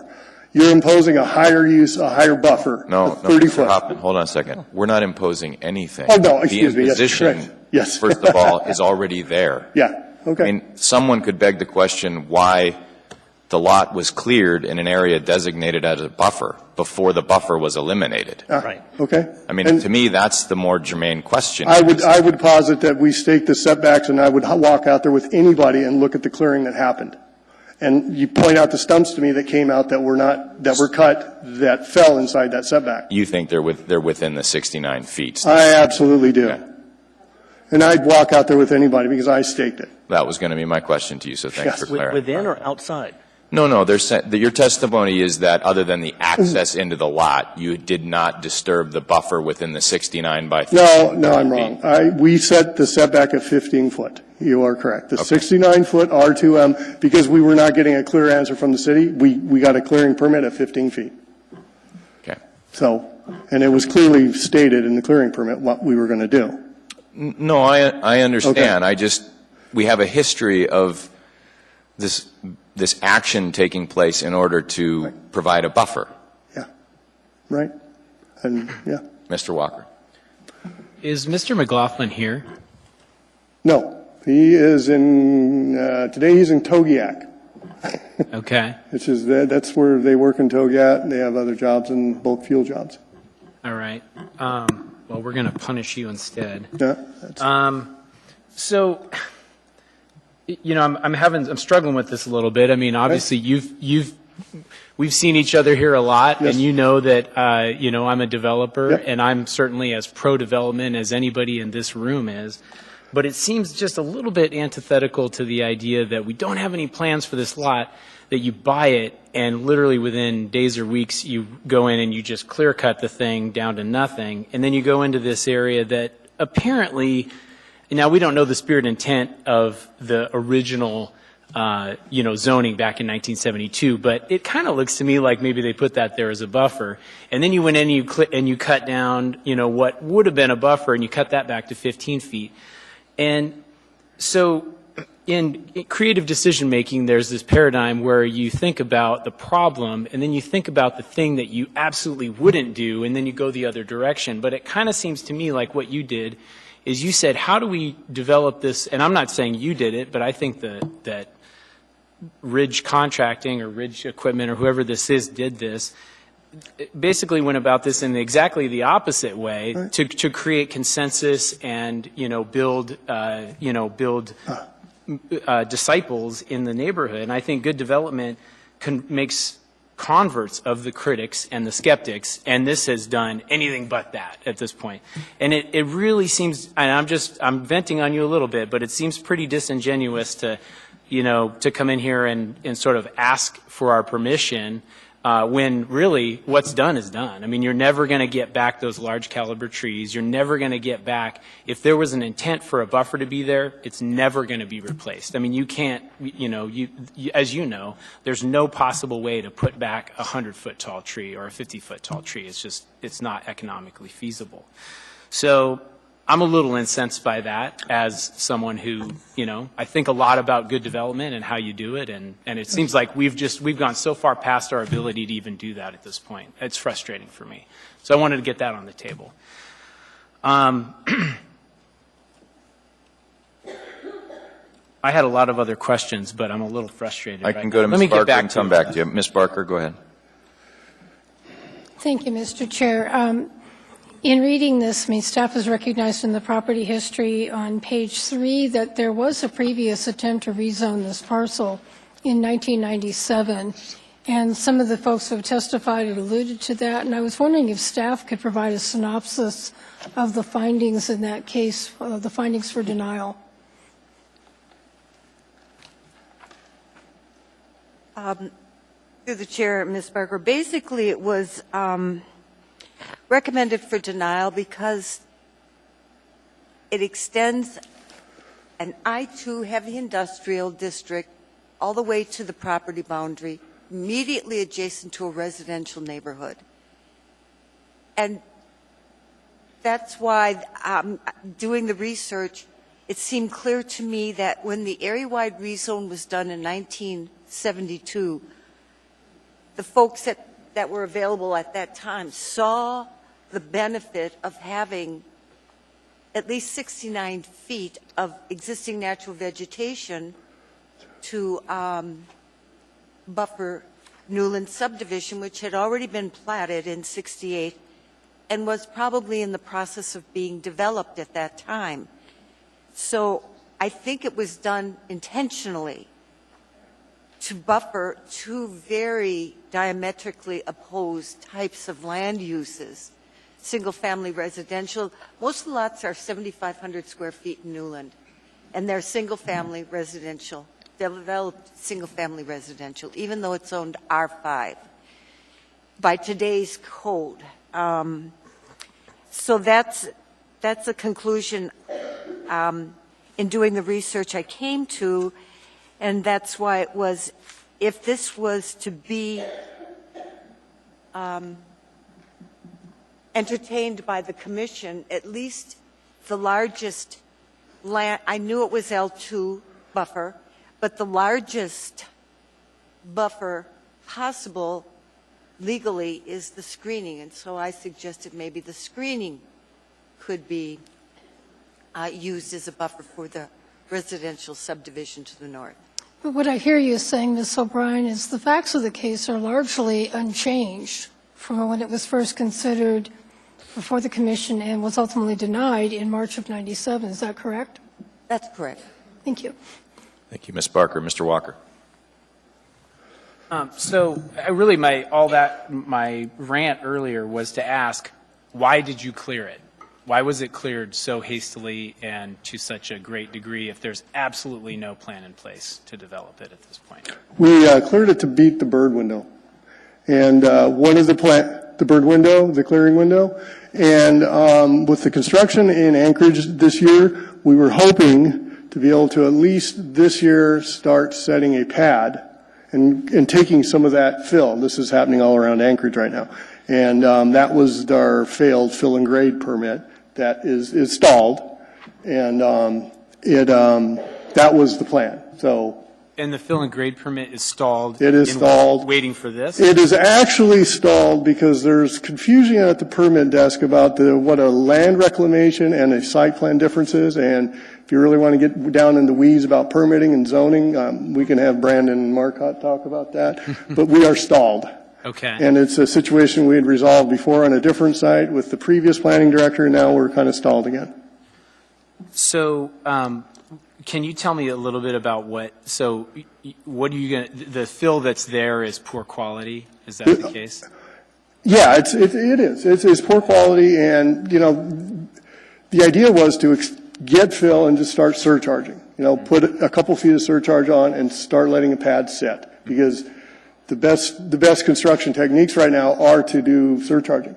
Right. And to let it set and disturb as little of the root mass and the ground as you can, and just start placing acceptable fill, you know, per the MLA requirements. Right. So that was the initial plan, and now we're here. So, and honestly, yeah. So.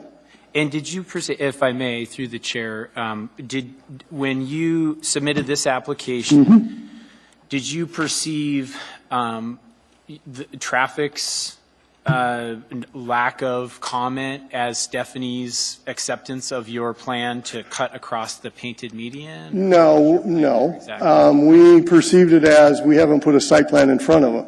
We have not put a site plan in front of them, and then we open ourselves up to everything, DOT, MOA, all of it, right. Including traffic patterns, traffic turning radiuses. Another idea of the fill was if we could create a pad for trucks to turn around, then that would negate a lot of this turning activity that did happen when they cleared. You create a pad big enough for a truck to turn around. Right. No, I got that. I guess okay. I'm not quite seeing how that would help northbound traffic get onto 92nd and then enter the site, well, or even south. No, it wouldn't affect that, but it would affect, we would create a situation where we could safely turn around and take a hard right out and then get on C Street direct without going down Vernon or any of that other. Okay. All right, folks, we're going to ask if you could, we're trying to be the ones to ask the questions at this point, so that's the way the process goes. Mr. Walker, are you? Yeah, I'm done. Thank you, Tony. I appreciate it. Mr. Spinelli, do you have a question for the petitioner? Yeah. So how deep is the organic material on site? 9 feet. And you don't think the municipality would allow 300 feet wide by 70 feet deep R2M lots? No, it's 80 feet deep is not allowed in code. You know that. But do you think that staff would support a variance for that, or? No, and I wouldn't even attempt, because then what do we do? Well, they would have their buffer of R2M. Yeah, well, okay. But then we have I2 right next to R2M. Any other questions for the petitioner? Moving towards closing the public. I have a question for you. Sure. The fact that the split zoning was an odd tool, may have been the only tool available at the time to provide a buffer. You know, at least all the information in front of us would indicate that was what the intent was, as it extends all the way between C Street and Arctic. Yes. At this point, I'm not sure that I feel like, and I totally understand your testimony that if this were a lot that was an existing lot that didn't have that, we would look at the existing tools within Title 21 and look at what the normal buffering situations were. This appears to be a different situation because there was an intent, and again, it spans that whole distance. Do you have a preference if the area stays split zoned or if it is rezoned with a buffer that takes up the entire amount of space of the rezone? 9-foot buffer? Yep. That's the commission's option. Do you care one way or the other? I mean, from a likely, I will tell you likely, if that happens, the development would proceed as it is, and we wouldn't take it. We would just develop the land as I2 and an L2 buffer. And then you wouldn't get the L3 that you're putting on as a special limitation. It's a huge difference in trees, density, and type. Well, no. Well, what was before us is to simply deny it and keep it as a split zone lot. Sure, absolutely. And you're suggesting then, because you cleared that buffer, you wouldn't put it back. Now we're sort of into. No, that's not what I'm trying to say. I'm just saying that if you put the 69-foot buffer on and clean we would look at that option as a viable option. However, I would ask, so how would you work that 69 feet? I don't know. Where would your 30-foot buffer be? No, I'm just asking you if there's, I don't know which way the body's going to go, but I got a sense. Yeah. And so I'm trying to ask, while we have you here, if there's any advantage of cleaning up the split zoning. Of course, there is but the advantage. keeping, some form of the no-build zone, if you will. Yes. Technically, you have a build zone. It's just your build would be your R2M build. Versus so I'm trying to figure out if there's an advantage to doing that, if there's not, and just keeping it sort of split zoned. Well, there is an advantage to having the 69-foot buffer in that we can subdivide. It's clear that on the other side of 69 feet, there's no setback, because the whole issue of it being there's two zoning districts, that goes away. Right. That is true. That is true, and I would agree with that. It is a preferable situation to the existing split zone. If we called it buffer landscaping, that's an awful lot of vegetation. Yeah, I would, yeah, that would be an issue. But, if the south 30 feet is considered the buffer landscape easement, then but we have to clarify that, because where does a 30-foot landscape buffer sit in that? It's an unusual situation. It is. I'll just give you that. And Yeah. But it is a preferable situation than what we have now. Okay. Mr. Spinelli, you still in there? Is that from before? Yeah, I guess I wanted to just ask, if you develop the land as is with no zoning change, there would be less landscaping in that R2M parcel or section of the parcel than what's been proposed. That is what I was trying to say. Yeah. Yeah, that's what I understood. Yeah. Mr. Walker. I was going to ask the same question, and then follow on, I guess, you were proposing, what you've proposed here and what you've worked out with the staff is a 30-foot planting bed. Yes. I'm going to ask the same question again, but in a more specific way. Why did you clear back to 15 feet? The landscaping that was in that strip would not be usable as L3 landscaping, How come? because it didn't meet the requirements. I've done enough of these landscape strips where we're trying to utilize existing landscaping, where you go out and identify the trees. You have to have 1-inch, 2-inch trees. The trees that were there were a willowy type of tree, and they are not acceptable landscape buffer material. Okay.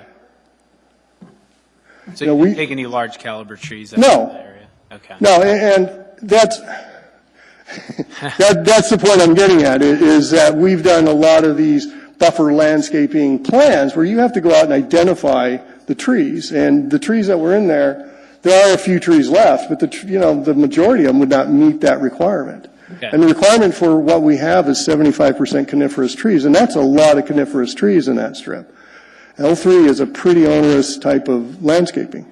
So I'm just, it's going to have to be replanted with acceptable screening or buffering. So that means the remaining 15 feet would go, and then the whole thing would get replanted? What is your just give me your rough opinion. I'm not looking for... Okay, so if we do the 30-foot landscape, it's going to be all new. Okay. It's going to be all new. It's going to have to be a landscape plan approved or done by a registered landscape architect and gone through that whole site plan process, or at least the buffering. I think there's actually a requirement for buffer landscaping to be designed by a PLA. Am I correct? Yes. So it's going to have by a professional landscape architect. Okay. Yes. Right. Okay. Thank you. I appreciate it. Mr. Strike? Yeah, I wouldn't assume that there's not going to be some other landscaping requirements, even if we remain the same, because some action's been taken here that is probably inconsistent with the plans here. Sure. That's number one. We haven't addressed sound, noise. We haven't addressed traffic. And all of those can be subject to additional buffering and landscaping requirements and so forth You are to buffer correct. this area. Absolutely. So there could be concessions down the road when you approach the city, if, depending on how this goes forward, on how that gets addressed. Sure. So we're trying to see if there's some other sort of mechanism in place that gets you in conjunction with the neighborhood, with what we've got, that, we're trying to find and build some sort of consensus that might appease both parties. And I do appreciate so that. let's I do. drop the barriers down a little bit. Okay. Thank Yeah. you. Yeah, you got me up. You got my hackles up. Are there any other questions for Mr. Hoffman? I think that I struggle when we try to make stuff up once we have you sit down and close the public hearing, and so I'm curious your thoughts of me fleshing out the intent of the commission and then directing staff to come back with something that is a workable and reasonable solution, rather than coming up with a decision here. If you were postponed a week, what does that do to you? Well, we have a pretty busy caseload next week, but yes, we would presume that the and we'd certainly try to get to it, but I don't know that we're going to come up with something that, and I'm never comfortable coming up with something that doesn't at least Off get the to cuff. check in with the petitioner on it. Okay. No, that's fine. I mean, we would agree to that, absolutely. You know, if the commission wants to have internal discussions about the best way to go forward, absolutely. We have no, I mean, it's a step ahead of where we are. Let me get to you in a sec, Brent. Lori, if we want to bring Mr. Hoffman back up at a subsequent meeting, do I leave the public hearing open, or can we call him up regardless and still call up the petitioner? Okay. Brandon, go ahead. I was just going to ask procedurally, should I make a motion to postpone, or what would be the best way to initiate that? No, I think I just want to make sure that other than sort of coming back, are there any other questions for Mr. Hoffman at this point? Everybody good there? Thank you. At this point, I'd like to close the public hearing. Okay, thank you. I would like a motion on the table, and I'd like to get, and not to postpone, I'd like a motion, because I'd like to discuss where this commission is headed to be able to give direction if there is something unusual that we're going to move forward with. I mean, it could be clear support for the rezone as is. I just want to hear it. So does someone have a motion? Mr. Strike. Well, I think first we got to get a motion on the table. We do? And in the matter of case number 2017-0070, the Ridge Equipment request for rezone of a strip of land R2M into I2 to delete the split zoning, I move for approval of this rezoning request. Thank you. And for making that motion in the affirmative, it's seconded by Mr. Spring. Would you like to speak to that motion, Mr. Strike? I will. And at this time, I would not support that motion for any number of various reasons. I think that we have listened to a number of comments from the community. We've got traffic issues. We've got not a conflict, but I think we have a better clarity of what the intent of this strip of land was intended for. And while the intent is not to have split zoning, that it appears, and I would concede and concur, that this split zoning serves a purpose that might not otherwise be served with buffering or other types of mitigation approaches, although I might be open for some sort of ancillary participation between staff and the petitioner to come up with another options. So can I ask you, by saying that, you believe that people in the neighborhood immediately north purchased property with the knowledge that this strip existed between C Street and Arctic? To me, that piece is irrelevant. Okay. What they purchased for, I mean, things do change, but things are also zoned for a purpose and a reason. And we kept hearing about the school site, the school site. This was never intended to be a school site. The school site was to the west. And so this 69-foot buffering zone, since the street, we don't have evidence as to when the street was put in, but since it's been put in, we've created a 69-foot buffer that's consistent from east to west, from C Street to Arctic. And the limitations on what you can do with that strip of land other than serve as a buffer seems to be clear and evident.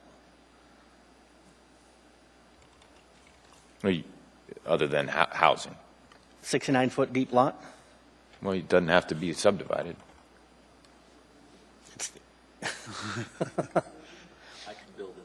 You can build on that. 9 foot deep. Mr. Walker, sir, our public hearing is closed now. Oh, okay. Well, Okay. I was, But thanks for your earlier testimony. Appreciate it. yeah, well, we're all here. You guys were talking about Arctic and C Street. Well, there's old sewer. No, I got you. We got it from here, though. This is now where we just debate, so thank you. Mr. Walker. I was just going to address Commissioner Strike's comments. So I think at this point, with no other alternatives other than approve or deny, I would probably lean toward approving it because it seems like that gets us the most intensive protection at this point, unless I'm mistaken. So by that, you mean I'm talking about the buffer, of course, when I refer to protection. that the 30 feet that staff implies, the 30-foot buffer would be there. Right. Okay. Although I would like to know if there are other tools in our toolbox here, i.e., perhaps making that buffer wider, or I don't know. I know what the site looked like before. I didn't drive by it today. I wish that I had now, because it doesn't sound great from what the public testimony was. But and then I guess another possibility would be, what are we buffering against? So should we have a site plan review here? So if they do bring snow storage back, that can be accounted for, because it might not matter what you do in 30 feet. It's never going to compensate for trucks dumping snow and a cat running all night piling snow up. Well, I think that's first of all, let's just clarify that, because that's come up a whole lot. You do not have to have a development plan to request a rezone. Okay, that's really clear. And in fact, the evaluation of our looking at a rezoning is based on the zoning district and the allowed uses within the zoning district, not on a specific site plan. So I just want to say that that's not an unusual request that the petitioner is asking. There are a number of uses allowed in I-2 by right. There are some that are, as Mr. Hoffman stated, conditional uses that would require looking at sound and things like that, right? But if you approve the rezone with a 30-foot buffer, you are moving the use 40 feet closer than what is allowed today. That much is known. Now, whether that has a whole lot of difference with sound, right, without anything else, debatable. But that's what that action does. Right, I understand that. But we get presumably a lesser degree of vegetative buffer being replaced into Well, that. keep in mind, the rezone is in front of us and then the assembly, so any special limitation can be put on it that's reasonable. Okay. Since that was my motion that was being addressed here, can I Okay. address Yep. what was stated there? My only concern with that, and the reason I had hedged towards maintaining the current zoning, is that I didn't want to see and these are going to be the wrong terms, a right-of-way or an easement or some other sort of buffer that could be reversed on an easier administrative basis 10 years from now. So I'm trying to preserve for long-term and purpose and intent as we move forward. Too many cases I've seen will come back before this body under a different administration, and it'll be easier, and we lose the intent. Just as we began to lose the intent on this case, but I think we've put and pieced part of this together that makes a good sense. I don't want to lose the history and have an administrative action overturn the depth or width of a buffer zone, unless there's another tool in the toolbox. Okay, I got a couple, if I could. I got Mr. Spring, then Mr. Looney. Go ahead. Yeah, well, it sounds like we're moving towards postponement, but we need to give staff some direction as to what to bring back next week, right? So. Well, I don't know if we're moving towards I heard kind of one in favor, one opposed at some point. So I'd like to hear from more people as to where we're going. And there's a couple reasons I prefer postponement. One is that we didn't get any comments from the traffic department, and I think there's some real issues. I need to know more information about some of the issues there from a professional traffic engineer, and whether it can be overcome. I don't know why they have that tongue there, that median on 92nd, and why they extend the stripe line further down there. Is that a deal breaker? Are they going to let that go, or is that something that's just will just paint over or something. I want to hear something from the traffic department.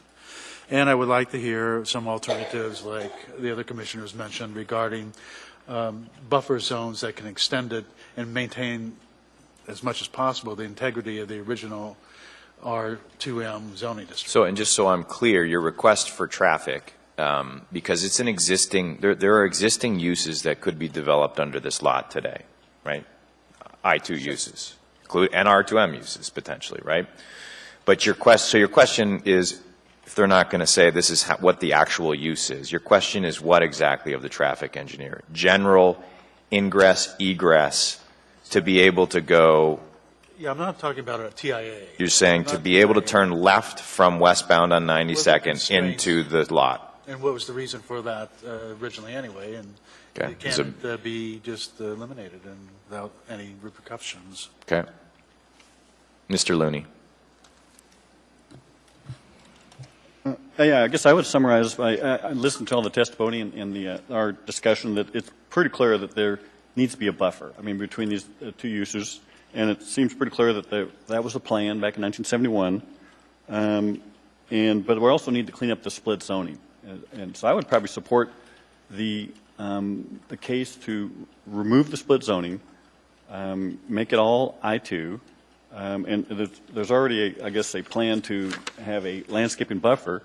But I would probably just extend that landscaping buffer probably to the whole 69 foot. I know that Commissioner Strike is concerned about it may not be, I guess, lasting long enough. But I've been involved with some school properties where there is a buffer around the school. I'm thinking about the South High School, where it's like a taboo buffer. I mean, once it's there, it's there. I mean, like, you can't touch that buffer. So if You weren't even on the commission then, by the way. Okay.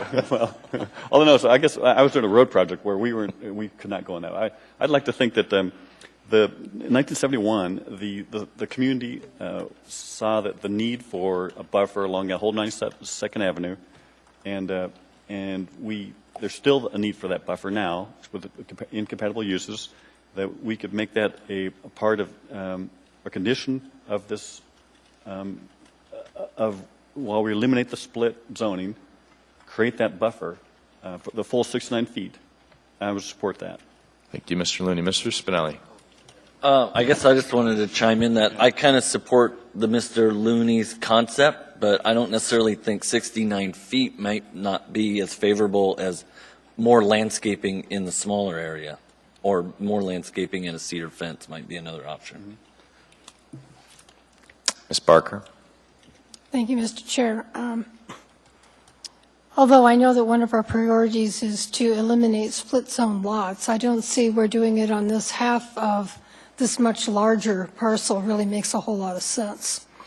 At some point, somebody's going to come back and pay another fee of another public hearing and deal with the same thing all over again. When in fact we have what is to some degree maybe a primitive attempt with a different kind of tool using zoning versus a buffer to in fact create a de facto buffer.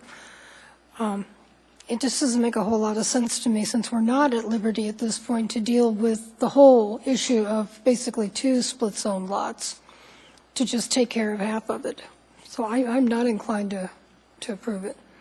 And you're not inclined to approve the rezone because by keeping that split zoning, you're keeping the 69 until you know you believe the 69 feet is sort of warranted, or is that your? Well, there's two things. One is it's there, and it stretches all the way across this frontage, all the way over to Arctic. Secondly, I haven't heard a compelling case that the conditions are different than when this case appeared before this commission in 1997, and at which point it was denied. Okay. Staff, do you have a recommendation for us on how you would, hearing what you've heard and sort of where we're leaning, is there a way to come up with an exploration of some alternative solutions for us, or would you like our action here this evening?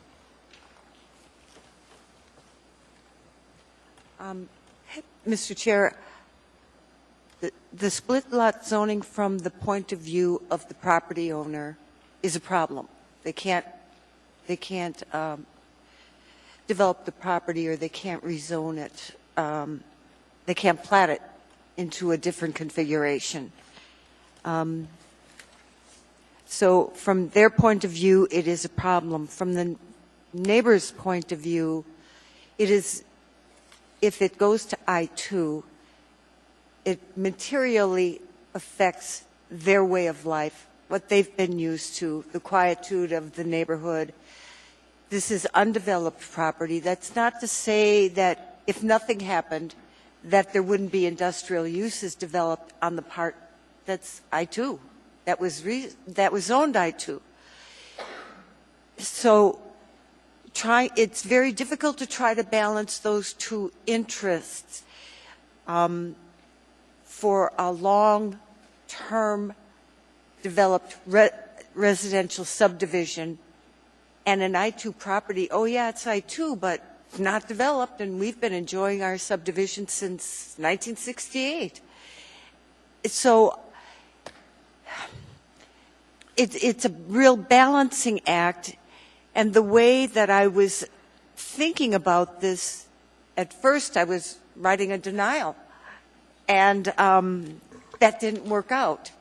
So Ms. O'Brien, we're just talking about how we can move forward with a resolution. So if we keep it split zone, one of the things that strikes me is if you were to plat it, you'd potentially create an even more easterly lot that has even more of a circulation issue than the. I mean, so part of me says it's okay that you can't plat it further. But I think in deference to the petitioner, I think what I would do is entertain a motion to postpone, and if there's a solution that can be placed on the table that is maybe not as beneficial as what they came here for today, but at least more beneficial to the petitioner, I think I've heard from enough commissioners that believe that that the action of the past is something that should be preserved for the benefit of a neighborhood that's north of 92nd. Mr. Strike. I could concur with that, since it's my motion on the table. I could concur with a competing motion to do that. I would only ask that as we look at that forward, as staff looks at that forward, that if reasonable and correct, that the solution that we attempt to identify for this particular property also be used in conjunction with the property to the west. The solution should be the same. Yeah, that one's hard, but you're saying long-term, something that could be viable on that parcel as well. It needs to be consistent all along that road.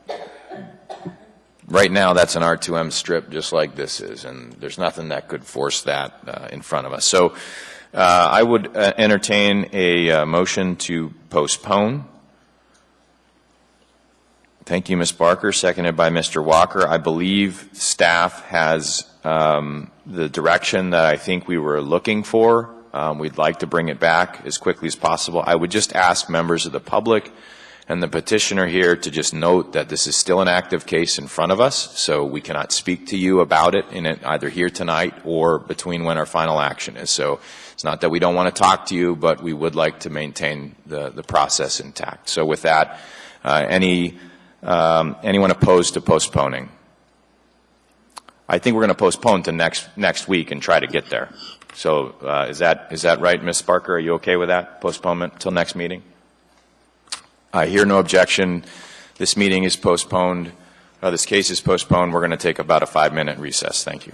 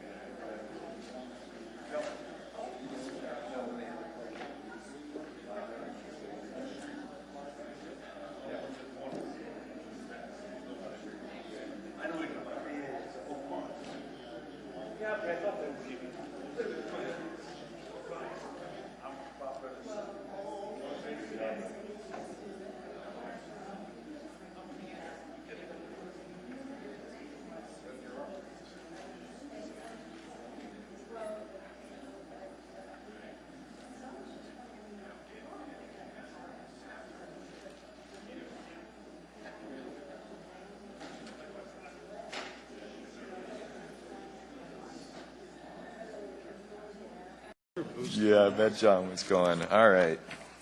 All right, thanks everyone for working through that last one. And this, Danielle, it's the last time we let you off the hook for not taking time out of your day to enjoy that.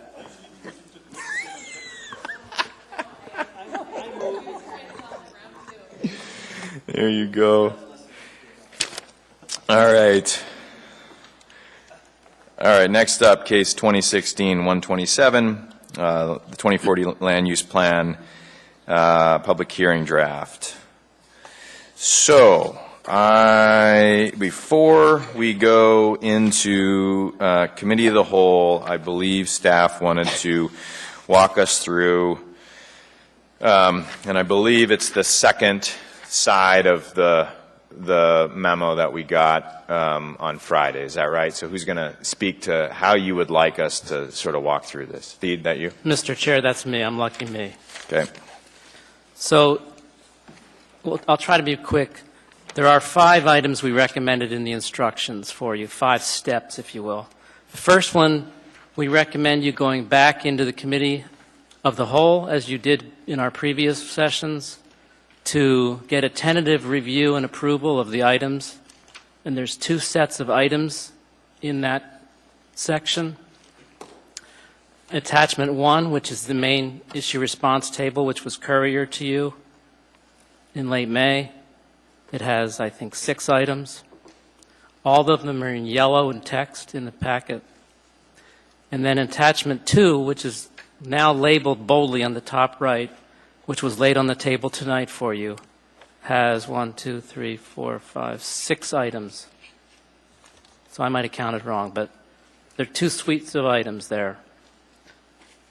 Then we would like, in the second line there in attachment 2, 9D is deleted. And 12H is a new item. Then you would presumably come out of the committee of the whole, and work with an original motion to adopt the plan. So before, can I stop you? Before we come out of the committee of the whole, I'd like to ask commissioners just informally if they're bringing independent amendments forward. Okay? Absolutely. Just so we kind of understand if there's specific ones coming out. Okay. At that point, and then we'll come out and have the motion in front of us. So then you want to keep going how you. Excellent. Yes. Okay. Then you'd have the motion to approve the base document as amended by the comment issue response table. And that means that you would adopt tonight's items from the committee of the whole, and all of those would be merged then as an issue response table. Then we recommend you go through the document by section. We try to figure out a logical progression through the document to keep comments, amendments, revisions, discussion based on subject matter, and those are the bold items you see under number 3. So, so just on number 2, when we come out of that, Tom walked us through all of the attachments, but the main motion as amended includes what documents exactly, just so we're clear on what that is. It would include attachment 1 and attachment 2. 1 and 2. The other ones, as well as the land use map, that's 4, right? The land use map is part of the document. Okay, so we don't have to separately flush out 4. No. And the other ones are really just explaining what 1 and 2, what's in 1 and 2, right? Yes. Tom, is that what you were going to say? Yes, that's correct. It's simply the common issue response summary table. You could include attachment 3. It's the issue response map, so it would consist of attachments 1, 2, and 3. And by just stating the public hearing draft 2040 land use plan map, you include the maps. Thank you. Okay, and then you separately, before I lose this thought, and then I'll let you keep going, but separately, you wanted us to indicate how we want you to deal with 1A. That would be helpful. Because it's otherwise not stated in the table that you would deal with it as a technical amendment, or is it? So if the commission would recommend there be a new action or new policy statement in the plan, it would be very good to have direction on what that may be. And that could be discussed in the committee of the whole when we get to 1A. Okay. And so, Theed, back to you on number 3, you're just wanting us, if we have amendments or additional clarification, you know, at this point, it's the motion, so we'd be having amendments at that point. You want us to stick it in kind of this orderly, organized way. Yes, I think that's the best way to handle it, so you're not running all over the place. Okay. And we would help you through that, obviously. So then we go to number 4, which would be any new items not previously covered in our recommended sequence above. Okay. Then you would then make a final approval and basically review and revise preferably tonight, review and revise the resolution. Okay. All right. Any questions? I appreciate you all laying this out in this way. Any questions procedurally? Everybody good with that? Game plan? So, yeah, I mean, normally, you know, because they've provided a draft resolution, if we wanted to look at that resolution, add additional findings, scratch findings that you don't like on there, you know, whatever, or just explicitly say we like the findings that they've drafted and concur with them, then it makes it a lot easier for a resolution to be turned around next week and finalized. Yeah? Or we're sort of then dealing with it almost tonight. You wouldn't even have to bring that back, potentially, for action. Is that possible? Does it have We to would go need up to on bring it back for signature. We're really trying, yeah, that's all we want. Yeah. Assuming we pass this thing. No comment. All right. May I just add? Yep. I'm not sure I said it. In number 1, under the attachment 1 list, we wanted to just remind you that all of those are in yellow, and they're all, we consider them housekeeping, close to being technical edits only. Okay. Yeah. Okay. Thank you for that. At this point, I'd like to recognize that there is a main motion on the floor to recommend approval of the land use plan map. Can we get a motion to move into the committee of the whole? Thank you, Danielle, seconded by Mr. Walker. Any objection? Hearing none, we're in the committee of the whole. I have a couple that I'd like to discuss, one a little bit more than others, but hopefully keep it pretty brief. But let me just go down the line and see what we're going to pull here. Anyone want to discuss 2B addendum? I would like to discuss 2F. How about 2N? 3F? 4M, I would like to discuss. 5C. 8A, I would like to discuss. 10O. 11K is sort of a split decision. I think we might have to bring that one out and deal with it out of the committee of the whole and just vote on that one.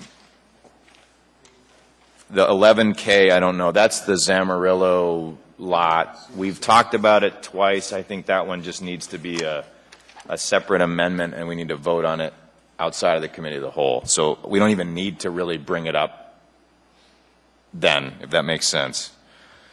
And 11M?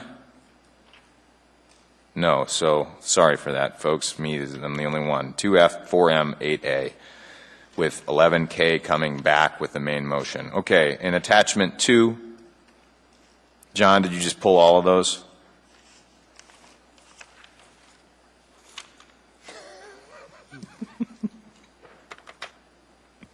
I'd like to pull Use your mic.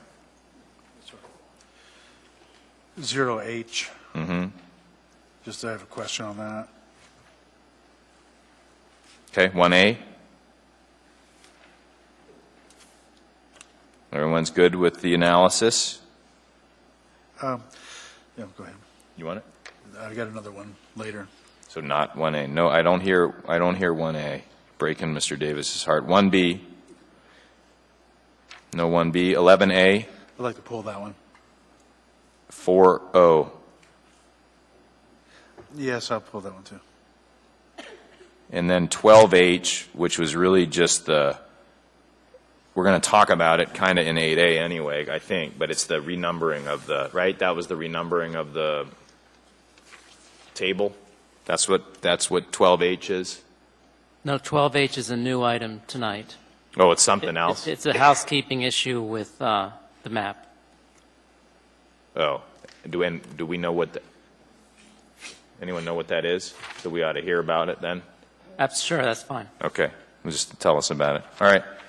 All right. Start with the hard one and then hopefully roll. Let's start at 2F.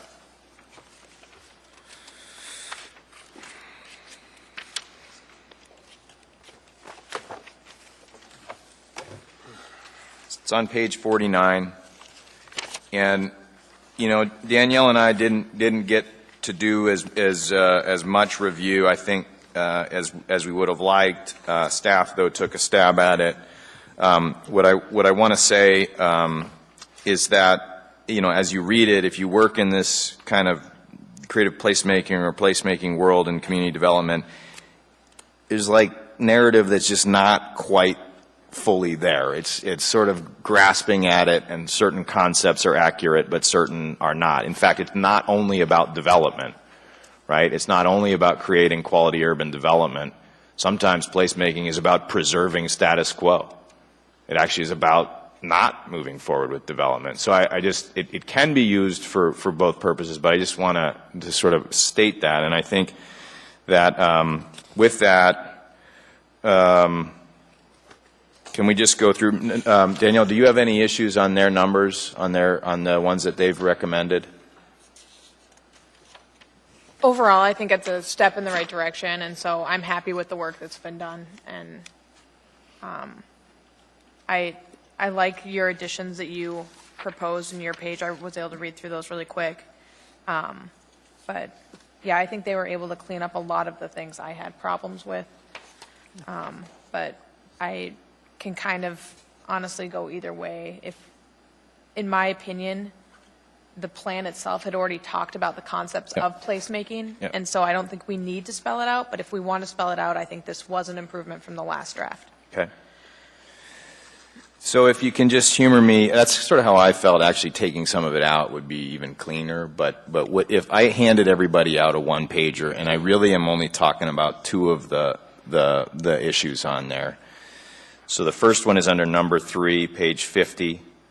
And I just made a very brief attempt, and it may be too vague, so I would just ask that people look at my replace with language, and if people have issue with it, I'd actually recommend we take the other language out. So there's two options. I say either take it out, because if you read it in the context of the rest of the paragraph, there's a lot there about infrastructure being important and public spaces and places being important. I tried to take this paragraph and just create a simpler one, but I could have written 3 pages on it to really flesh out what it meant, and that's what I didn't want to do. And so if it doesn't stand alone, I'm okay with taking that out too. So Tom, I'd have you take a look at it briefly. I know I didn't give it to you ahead of time. I have no objection to the replacement paragraph. Thank you. Anybody else object? Mitzi, you've kind of dabbled in this realm. I think frankly I'd like to take out the sentence at the top of page 51. Can you put your mic on, Mitzi? I'm sorry. I could just see taking out the sentence at the top of page 51 that uses the buzzwords Main Street, millennials. Just take that whole thing out and just go straight from can catalyze infill and development. This is place-based collaboration. I kind of like the new underlined language. You like that one? Okay. So you'd keep the original language and just take out the high-quality urban spaces language in lieu of what I had put out there, which is I'm fine. I'm fine. No offense, but I don't think you quite captured the essence of placemaking. Yeah. Well, my issue is it's not just about infrastructure. It's about community engagement and people being attached to their community. It's a lot of times it's not about development even. No, and that's why I like the sentence the staff put in here about the place-based Okay, place-centered collaboration among the various entities. good with that. All right. Mitzi wins.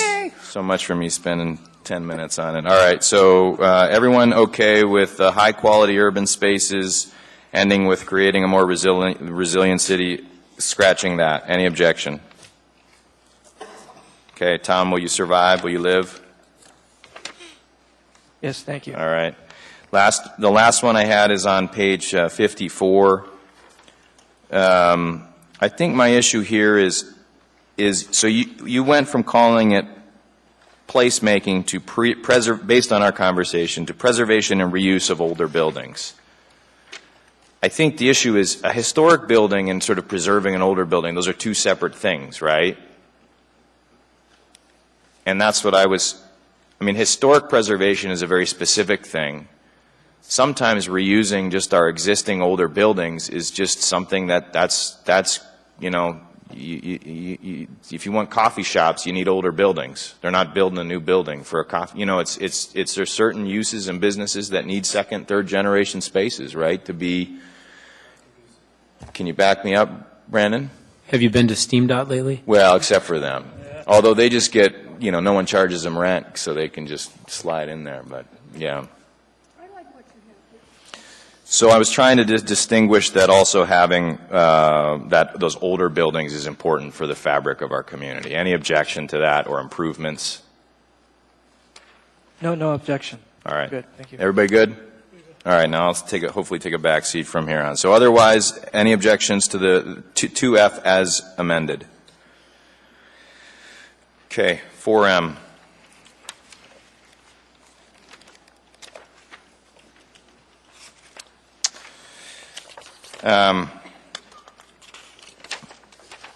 If you go to the bottom of page 107,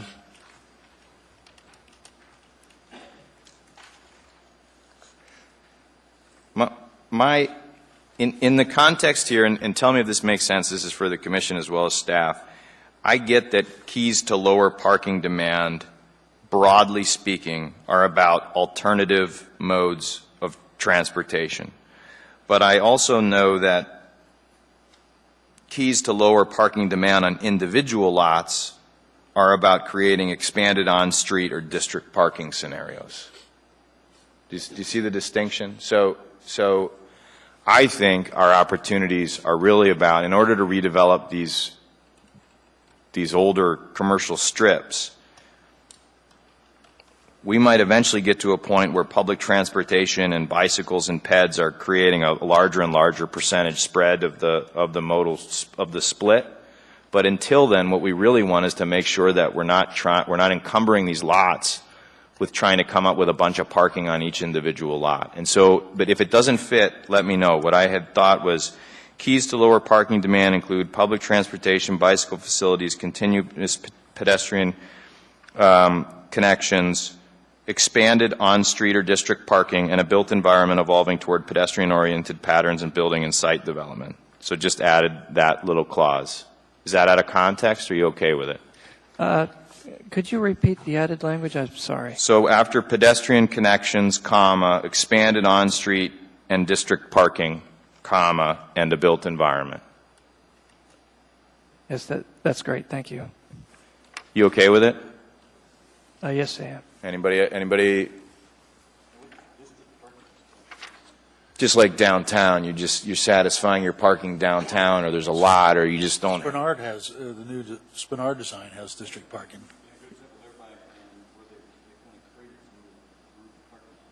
Yeah. Yeah, if you use your mic too, Brian, but yeah, it could be, even 3 private owners consolidating, or it could be a public parking lot, but it's really the only way these commercial areas are going to redevelop. Greg, you're frowning. You can shoot me down again. I'm looking at the term built environment. Built environment. And I'm reading that a couple of different ways, and I'm thinking You on your mic? town centers. I think what they're saying, Tom can jump in, is that you're slowly changing from this place that was built all around the car to a place that accommodates the car and makes it a welcoming place to walk and bike, which would be a town center, but in this context, this place is not town And I centers. get that. I'm just looking at someone who reads this that's not in the know and sees that in a built environment evolving towards pedestrian-oriented in the goal. Are we confusing anybody? Probably, but I didn't I'm touch good. that in my homework, good. so what's you're good with it? All right. Got any, Brandon? I don't know. Are we? I See a pulled lot of buildings that are underparked, and it's a problem, right? I mean, you can't unring the bell once it's done. And are we encouraging that in some way? I mean, I know what you're thinking. Like we've all seen it, right? And it's like magic when it happens, but I'm not sure if I see it happening in Anchorage. I think my fundamental issue, like, you know, I always go back to the Rustic Goat or some place like that, right, which creates a problem. It wouldn't be a problem if you could park on a street, if it was in an urban context. It wouldn't be, you'd still have to walk down the street, but you could flow out somewhere. And the problem is you're on Fireweed Lane, you're on Spinard Road, half dozen other streets in town. There's no place to spill out onto. So the goal here is that this is going to hopefully shape our streets to some degree as well and make them more pedestrian and bike friendly. Or I think that's what it was saying already, and I think by having kind of that parking issue, I think that's embedded in there. Yeah. But I guess the issue is that Greg is concerned that built just means vertical and not other things. Is that what you're worried about? No, I keep thinking of Rustic Goat as an example of this. Right. When that comes up, and I can tell you that every month I'm hearing about the issues that they had and how it was resolved, and people weren't happy. Except for all the people that go there, evidently. They've learned to walk, which is good. I honestly have never had a problem parking there, but that's a different now, right? But just shoot me up or down is on mine, and I just want to move on. Everyone good with that? Good with that? Okay, moving on. 8A. 8A was this is a philosophical conversation, sorry. Tom, you got that language from the last one? Yes, I did. Thanks.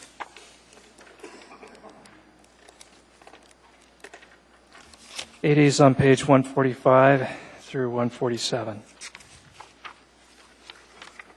And we go to the table, right? This is the table. Yes, thank you. There's the attachment 6, the 8x11 track changes actions checklist table. It reflects all the changes recommended in the issue response, big issue response. And it also reflects these additional changes that staff recommends on page 145 and 146. These changes just react to staff's review of the resources, timeframes, and how these actions would be carried out relative to each other. So I'm gonna reference the supplement. Okay. So at first I started looking for all the numbers, and then I realized, well, we don't have all the numbers. We just have the numbers from 2017 to 2020 on the Skittle diagram, right? And then if something's in a 4 to 6 line, then that's presumed to be potentially farther out, unless it hit the first of the. Is that how that works? Yeah, the Skittle diagram is just the immediate near-term game plan, how these would work. The overall actions checklist covers a much longer period of time. So the first thing I wanted to talk about is item 1-2. So, I know this is kind of in my company would call this sort of a design do, where you sort of figure it out as you go. But identify key indicators of progress on issues addressed by the plan, monitor progress, and report on the progress and indicators on a regular basis. Integrate progress monitoring of other comprehensive plan elements, including functional plans and area-specific plans. This really is what we've been talking about for a long time, about plan implementation, about tracking that, about reporting on it, about prioritizing it, and ultimately about project managing it, which I don't think we have a real kind of history of doing. And I just wanted to have a conversation about what does a regular basis mean? And where is the Planning and Zoning Commission role in this step? And is there something that we could just at least come to kind of a base agreement now conceptually of how that would work? Because I think that actually could be a good use of this body. I mean, we would actually get into a level of planning that I think some of us want to get into without just focusing on, you know, vision statements and objectives, and, you know, you're actually getting into plan implementation. But I would envision, and I'd be open to other people, as, you know, that there's sort of an annual review and reevaluation, and we changed the Skittle diagram next year because things changed, and you bring it to us, not because we're going to approve it, but because we're an advisory board, and we bring it, you know, we talk about it in September, so then you have it in your work plan for the next year. I mean, is that what you're thinking, and is that what would people on the commission be interested or willing, and other than Brandon, in that type of review? I mean, I want to see us testing the assumptions on a regular basis, because to me that's where the whole thing either rises or falls. And I realize that presupposes that there's, you know, a funded work plan that enables staff to do that. Right. You know, we have a lot of data here, but we need to be truth testing as we move forward. Yeah, John, you got something? Do we review the work plan for the planning department, right? It's one of the things that is called out in code, although I don't know that we have in formally in recent, and it doesn't even have to be formally, it can be at a work session or something like that. That'd be one way to track it, right? I mean, if we reinstituted that, because I agree, don't remember the last time we did that, but. Yeah. I don't know that we need to change the plan here, but I just wanted to take the opportunity to say that this commission, I think, feels a responsibility to make sure that we are putting pressure on you all and putting pressure on the assembly to make sure that you have resources to do this work. Otherwise, it's all for naught. I will go ahead and take the bull by the horns and say something here. Other cities that I've been involved with and that I've seen have done annual. If that's too much of a burden, because there isn't a lot of money right now, they've been actually cutting budgets, then do it every other year. But I think a regular basis it helps us. We're shooting for that 20-year goal, and how do you have that conversation? It needs to be on a regular basis as time is progressing. And the other thing that happens is the rate of change is going to fluctuate a lot. So right now we're not seeing a lot of development overall, but 3 years from now might be going gangbusters. So it's really important to report in, and I think the chair has made an excellent point. So it's really up to you to make that recommendation. But I've seen everything from a year and then longer periods after that too.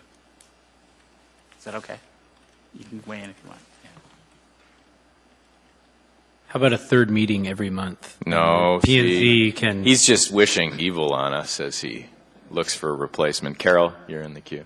I'd like to add that, yes, this is going to take resources, and if this commission feels like adding a dollar sign to the dollar column, just to highlight that this does take effort. It does take maybe some GIS resources to be added back to this department, that would be helpful. So I would two recommendations, and I know it's not really, we're not really. I'd be okay with that. I mean, I don't know that it does anything. I recognize that it takes staff time to do this, and that you have to prioritize it, and you almost have to treat it like a project management situation, really.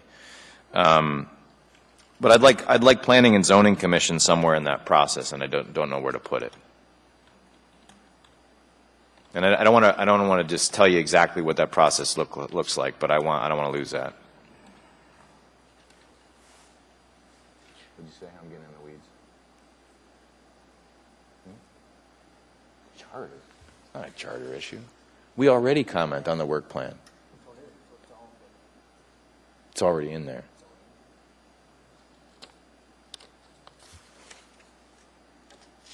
Okay.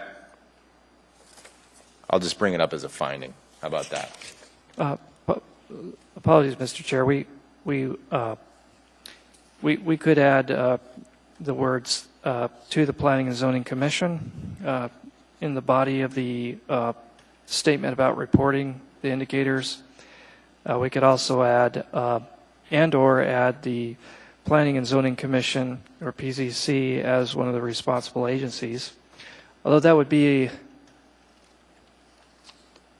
I thought about That'd doing be that, but then a I'd want to rather- look at all of them and be like, which other ones ought to have some planning and zoning? Yeah, that would raise that issue. But we could certainly add Planning and Zoning Commission to the body of the statement of Action 1-2. That would strengthen it. I'd be good with that and appoint Brandon Walker to that committee. Thank you. Any objection to doing that?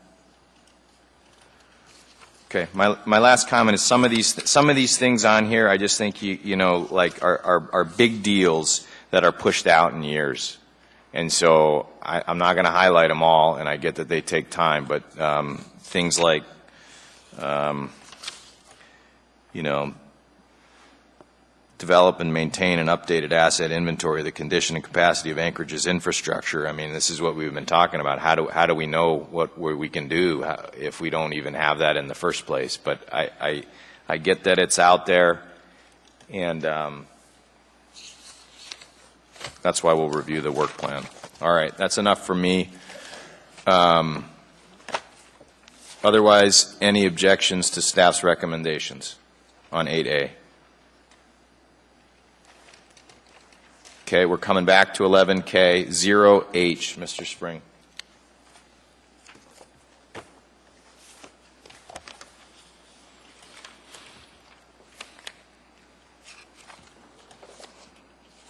This is in the second, the smaller number 2, I think. Yeah, thank you, Mr. Chair.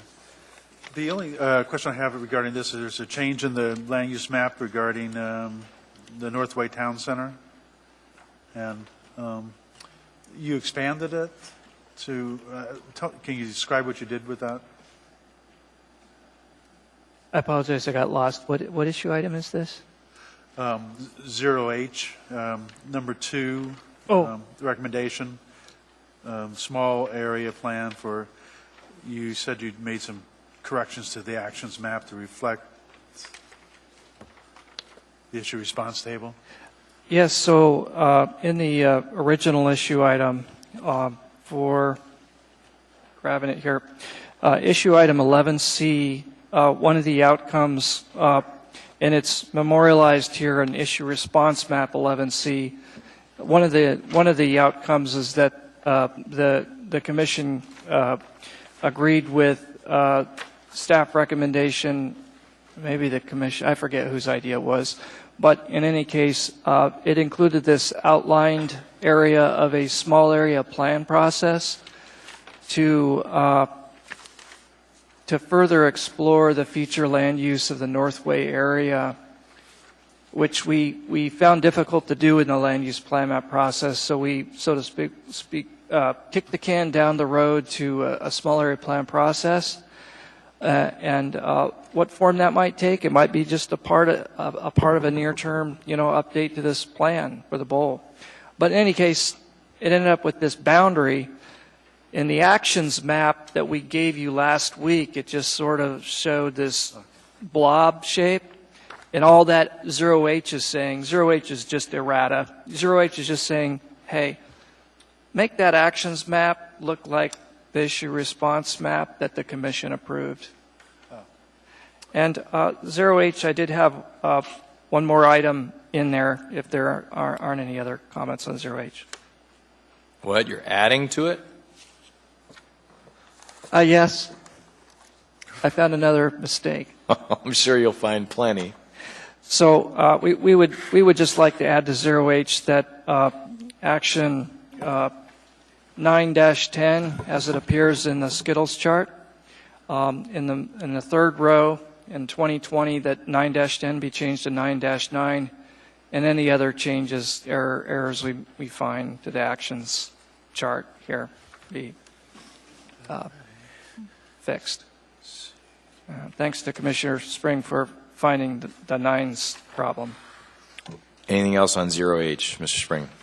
No, that's it. I thank you for that technical edit. 11A. Yeah, 11A.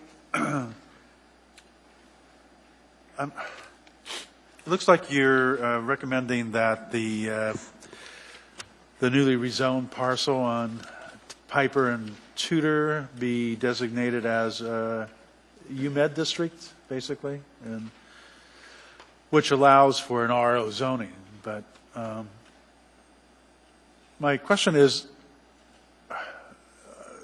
isn't that a little awkward with the UMed district to have a narrow extension of the UMed district, or is it going to be expanded? Is that going to be used to expand that district and to include the entire university area, community council? I mean, I'm a little concerned that we're kind of setting a precedent here where, well, you extended it to include this one rezoning, now it's all the way down to Tudor. What's to prevent it from just blowing up and becoming one big university medical area that in the university area community council? When we went through this 11A issue to note what was the change to be on the land use plan map, if you read the sidebar for PZC action, it said that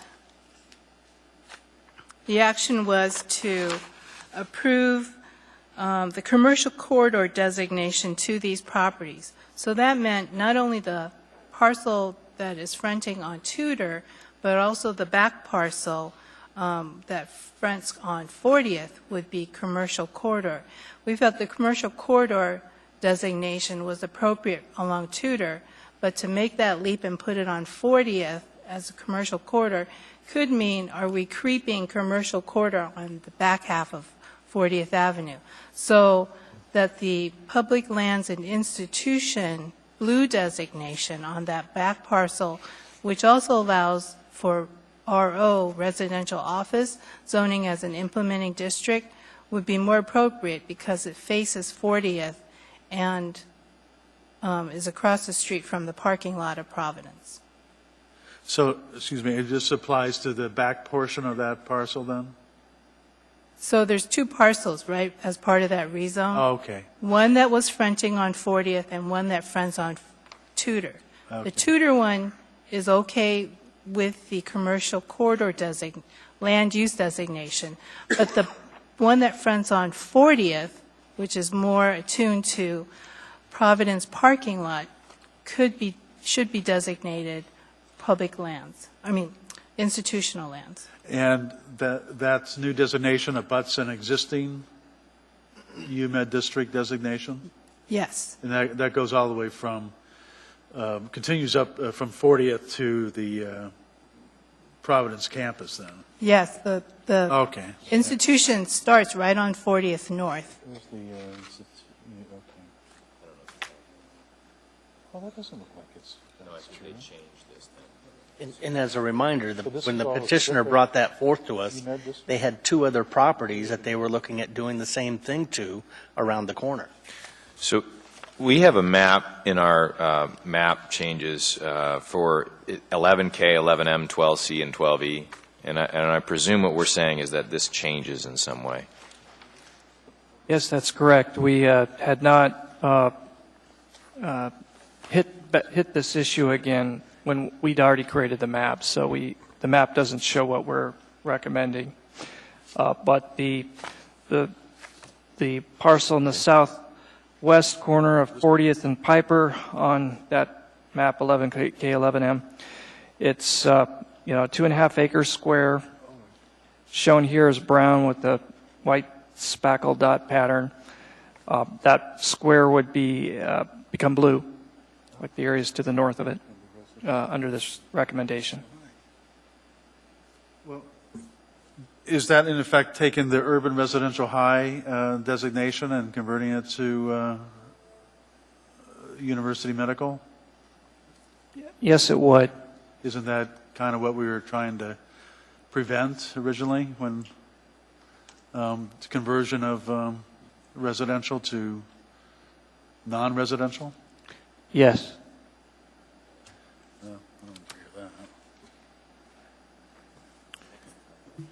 Mr. Walker. I know we've been over this a million times, but I'm just going to put my 2 cents worth in here.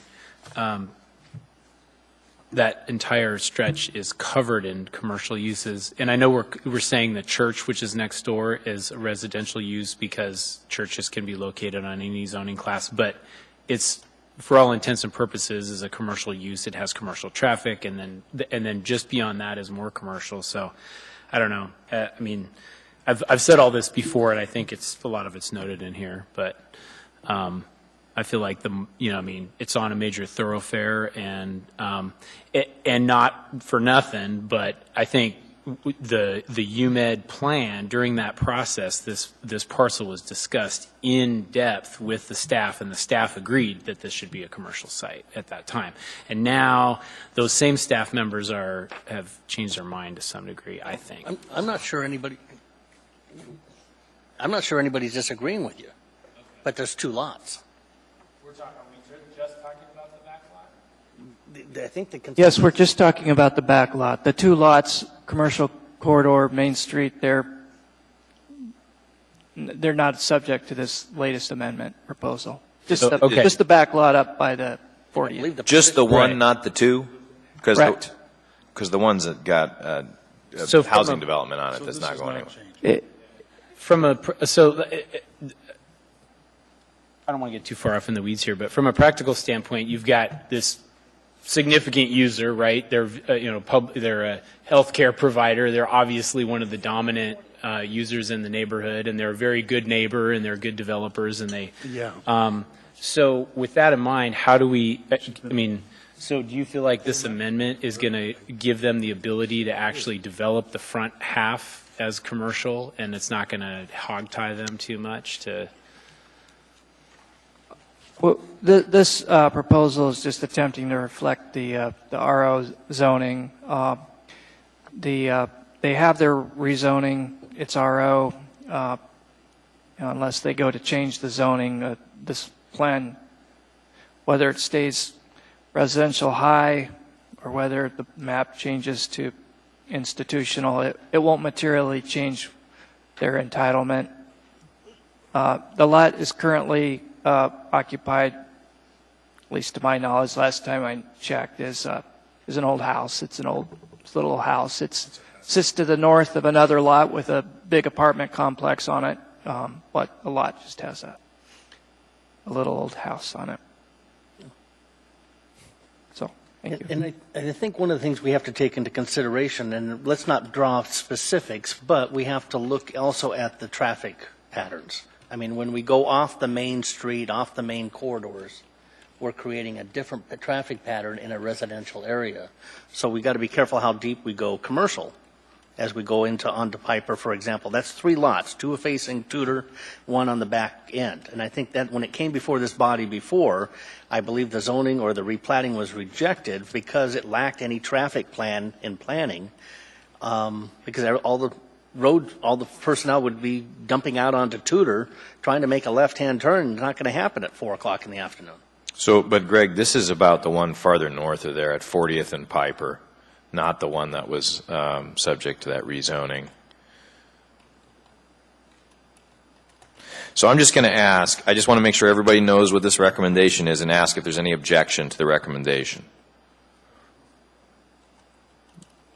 This is the 2.5 acre square immediately to the southwest of 40th and Piper, correct? Correct.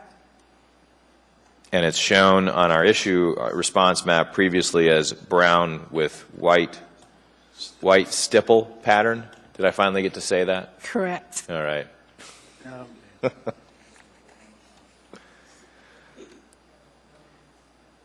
Any further questions for staff on that one? Any objections? if I'm being honest, I need to go back in the plan and look at the definition of compact mixed residential to see what that allows, but. No, but that's what's being changed. They're recommending. It says no change. What am I, what? Look on page 212, change the land use designation from urban residential high to university or medical center. Remove the residential mixed use white dot stipple pattern from this parcel. I thought we were on 11A. We're on 11. That's 11A. What's that? 11A in the 212 small is packet, 11D. not the main big packet. Attachment 2. Okay.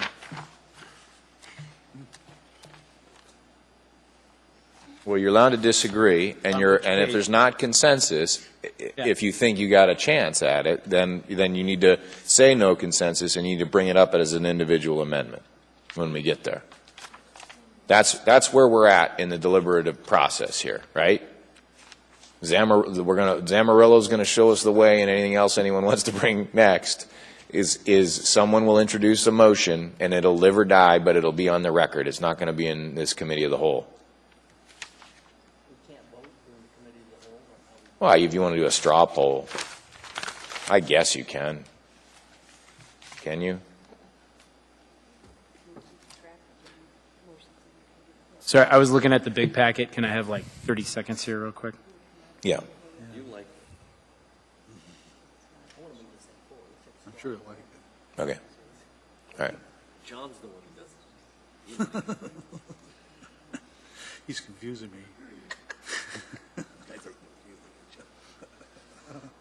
So just one quick question for staff then. So this change, basically, we're sticking with, we're sticking with what would be consistent with RO as it is currently then.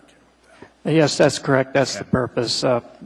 It's just simply to reflect the rezoning, and of course, we still have the concerns about the residential capacity and the neighborhood integrity and the expansion of the UMed. Right. And I would also say, here's the issue that, my perspective, is at some point you got to hold the line if you want some residential land in the UMed district. Otherwise, it'll get gobbled up, right? I mean, that's clear. It's probably the one place in town that can really gobble up and redevelop, right? That's safe to say. And if it's brown, it doesn't mean they can't develop based on their existing zoning. They will not get hung up in the process.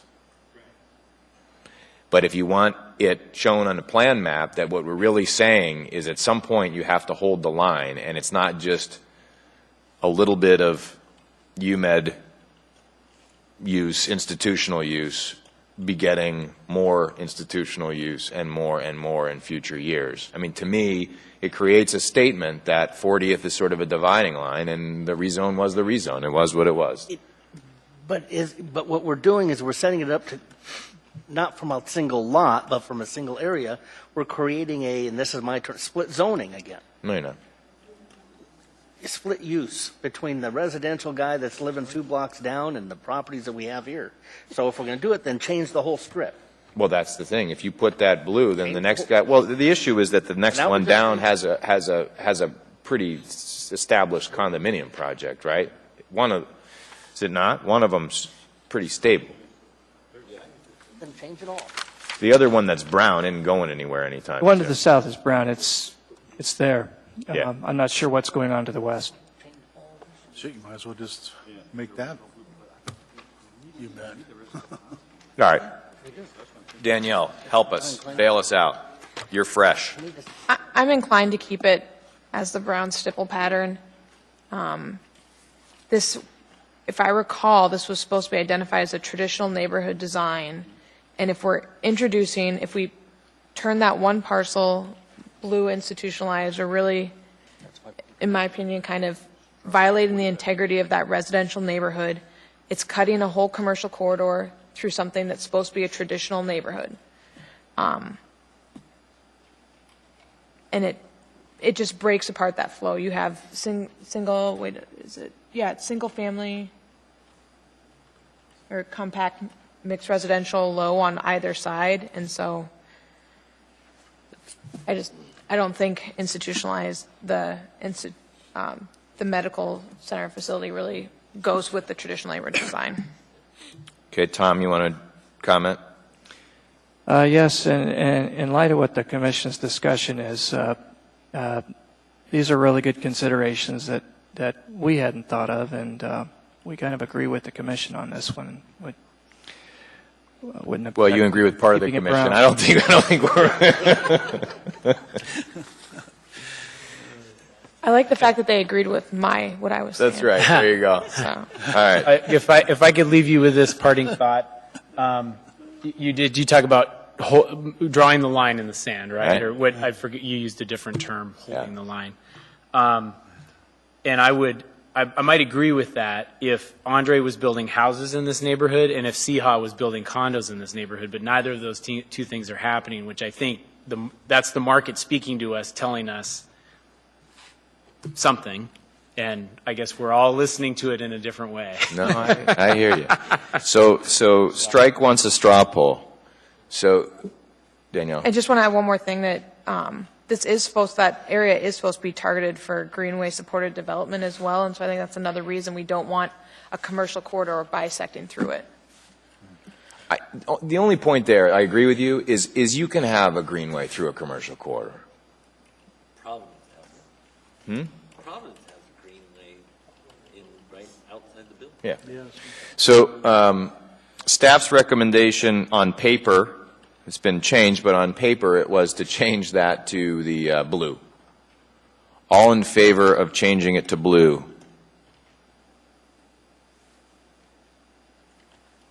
Keep your hand up. Yeah. I'm neutral. You're neutral. All right. All opposed? All right. There it is. Okay. So our recommendation, you can still bring it up when we're deliberating if you really want to persuade us. You got that, John, Tom? Tom, you got our recommendation on that one? Disagree with the written recommendation? Yeah. Okay, got it. Agreed with the verbal recommendation. Well, which was kind of your agreement with us, but okay. So that leads to 4-0.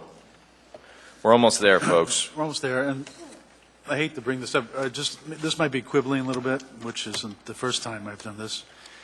But the transit development corridors, I think. Focus, folks. Pull it through stamina. You're almost there. Almost there. It looks like, Tom. Hey, you people down there. Not that I'm Mr. saying Spring. Spring's trying here. Have a gap. Go, 4-0. Tom, it looks like you're making some suggestions for changing the, putting transit-supported development corridors on AC couplet from 40th all the way down to Fireweed, and then from 15th to 9th. That's this one here, right? 4-0. Okay. Anyway, I think, I brought this up before because I think you're changing the idea, the philosophy behind the original 2020 plan. You look at the old policy element of the 2020 plan, you don't see any transit development corridors going through major employment areas or redevelopment areas. It's redundant, according to the old plan, because you're going to get high density in the major employment centers. So every time you put a transit corridor there, you're saying, well, it's a transit corridor, or is it? Transit corridors were meant to be links between employment centers, and they were meant to build up residential and local serving commercial uses along a transit corridor. So you get off the bus and be able to walk to your house, pick up something on the way home, and then you encourages ridership. But now you're putting them through these major employment areas. I don't know. To me, it doesn't appear that you maybe understand the original intent of the 2020. And I understand that the transit service is changing, and there's going to be more frequency and whatever, but that's a transit service. It's not a land use service, and I think we're just perfectly fine with just leaving it as a major employment area, and it will serve the same purpose, and there'll be no real impact. But I'm not going to push it because I don't think it's... You want to at least get a response to that? Yeah. Any response? Mr. Chairman, through the chair. So, yeah, this was a missing item, and we received additional input from Transit to incorporate this onto the land use plan map. But I think Commissioner Spring makes some good observations. I'm not sure how Tom would respond. But You could extend this idea quite a bit. I mean, why not put the transit development corridor on 36 through the UMed district? Why not put it down 5th and 6th Avenue? We talked about that, actually. Yeah. Yeah, so it's very inconsistent. Very inconsistent, I think. I'm not in agreement with it. Tom, did you want to add? Yeah, we've thought about this challenge with downtown, also city center. I mean, the whole thing is ultra transit oriented in design and density. Obviously, it's redundant to put a transit corridor through downtown, and in Midtown, like you say, the city center designation, or as 2020 called it, a major employment center. Again, you're calling for high density. So what's a transit corridor doing in a high density center? It's supposed to link the centers.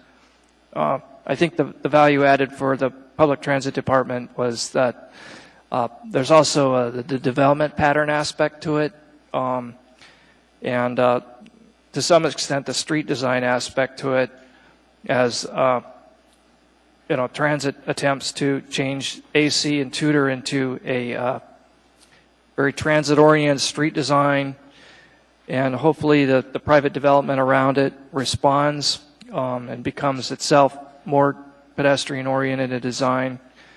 So a lot of it has to do with the development pattern. Not an issue in downtown, but in Midtown, there is an opportunity to improve the design of the streets and future development. Also in Midtown, if we do have a TOD corridor and it's established and implemented and there's an overlay zone and what have you, maybe it creates even more opportunities for more dense development in Midtown than would otherwise occur. It is Zone B3. It's in a suburban area, high parking ratios, high parking demand. Maybe you could bring tools to bear to supercharge or at least enhance the developments that share parking, shared parking facilities, or other mechanisms to bring about pedestrian-oriented compact development. Okay. But we recognize the conflict. So they want to, I get staff's comment, I get your comment. I'd like to move us along. Is it a big enough deal for you to remove it or recommend removing it? You can ask people if they want to go along with you. I'm sorry. It doesn't make any difference. Okay. This totally doesn't make any difference whatsoever. And that was your point. So I think points well taken, but I think status quo is okay by me. Anybody else? Okay. Last one is 12H, which are the last 3 pages of this packet. It's a new addition. It's a small lot. Looks like off of Lake Otis. And some crafty consultant clearly called at the 11th hour, said, you got my land as a park and I'd like it not to be a park. Is that what happened? And so please redesignate it from open space to residential. Is that what happened? Almost. Yeah. Yeah. I see Tom Dreyer's name there, so I think that's what happened. I've seen that elsewhere in the plan if you wanted to know about it. Sorry, I didn't hear you. Private land. I've seen private land designated as open space and it's colored green. Yeah. If you wanted to know about other ones. Well, some of them, it's colored that way purposely because there may be a conservation easement or the area may have a wetland permit that precludes development, or it may be common open space from subdivision, for instance. So there's a rhyme to reason to some of those. Definitely, if you think we're wrong, tell us.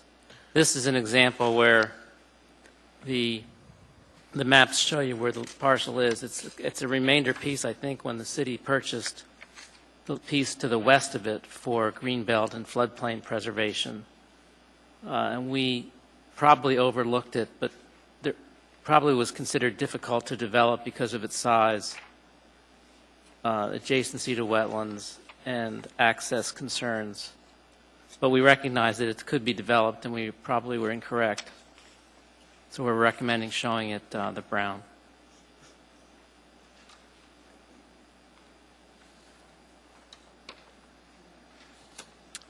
Did you say it was owned by HLB, or the adjacent lot was owned? The adjacent lot to the west is now owned by the municipality. They didn't. Okay. Yeah. Any objection to the designation? I think you've got to give the. Go ahead, Mr. Strike. And I want to make sure I'm in the queue after this conversation. I'm good with. Oh, you got a surprise. I have another follow-on one that's a similar piece of property. All right, good. Yeah, I was going to ask for other issues after that, so you're up.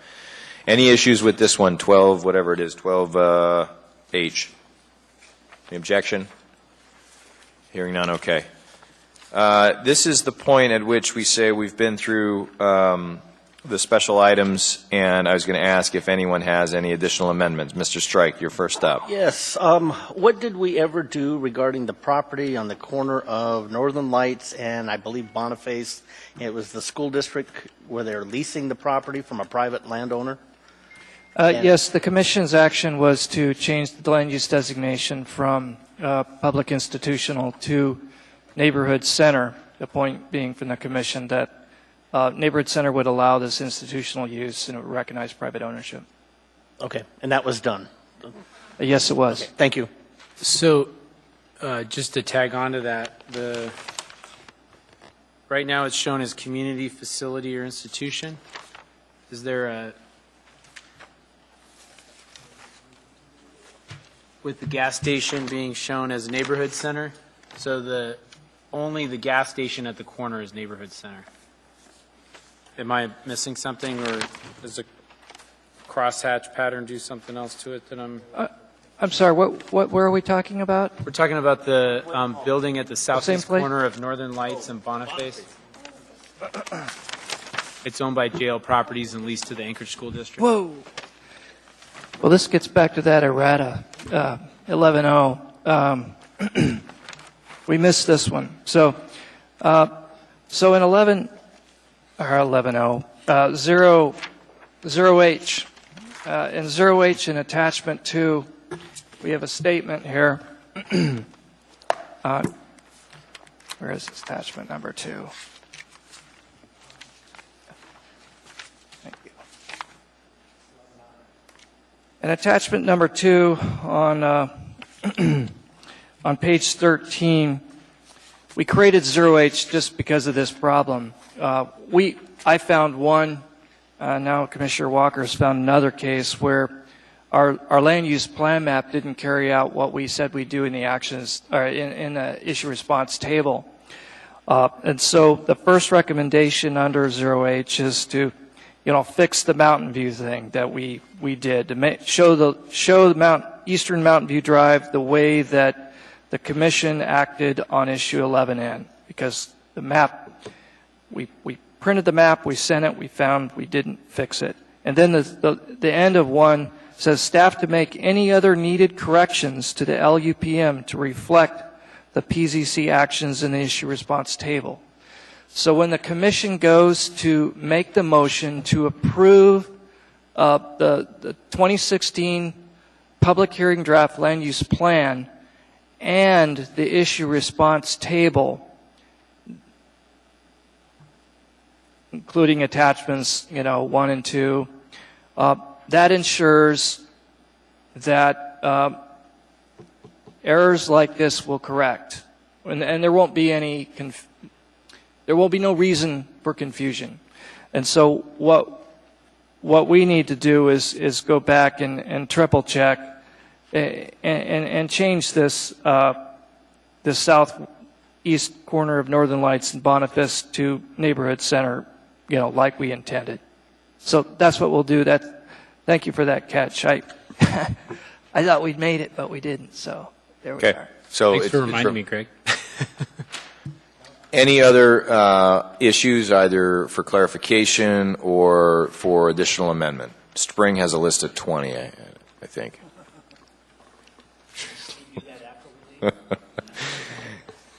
I just got a call. My grandma died. I need to leave. Ms. Bailey.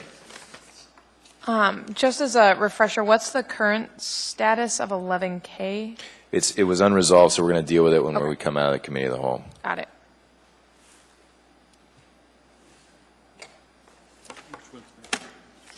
Any remaining? Last chance. Now you can, of course, bring up anything while we're out of this. Okay, can I get a motion to move out of the committee of the whole? Mr. Walker, seconded by Mr. Strike. Any objection? Hearing none, we are out of the committee of the whole. Mr. Davis. Yes, just for clarification, going back to the staff instructions memo in item 2, a motion to approve the land use plan map as amended by the comment issue response summary table. If it could clarify that it with PZC actions or something to that effect, as we've written, that would just help clarify that you're approving what the commission, actually did. Sometimes there's a difference between what staff originally recommended to commission, so just have wording like that in there. That would help us. Thank you. So I'll go. Thank you. Go to Lori. Lori, we have an original motion on the table in front of us, right? Do we still have commission members that made the motion and seconded that motion?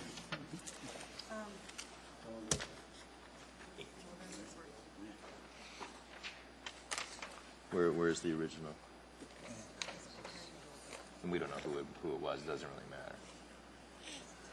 Okay, so the main motion on the table is the land use plan map with staff's recommendations on the table. So the first order of business maybe is to deal with 11K and then to clarify an amendment that we are amending it to include PZC recommendations, right, that we've been working on these many months. Yeah, so that needs to be a separate motion. So the first, I'm gonna ask Mr. Walker to make a motion related to 11K.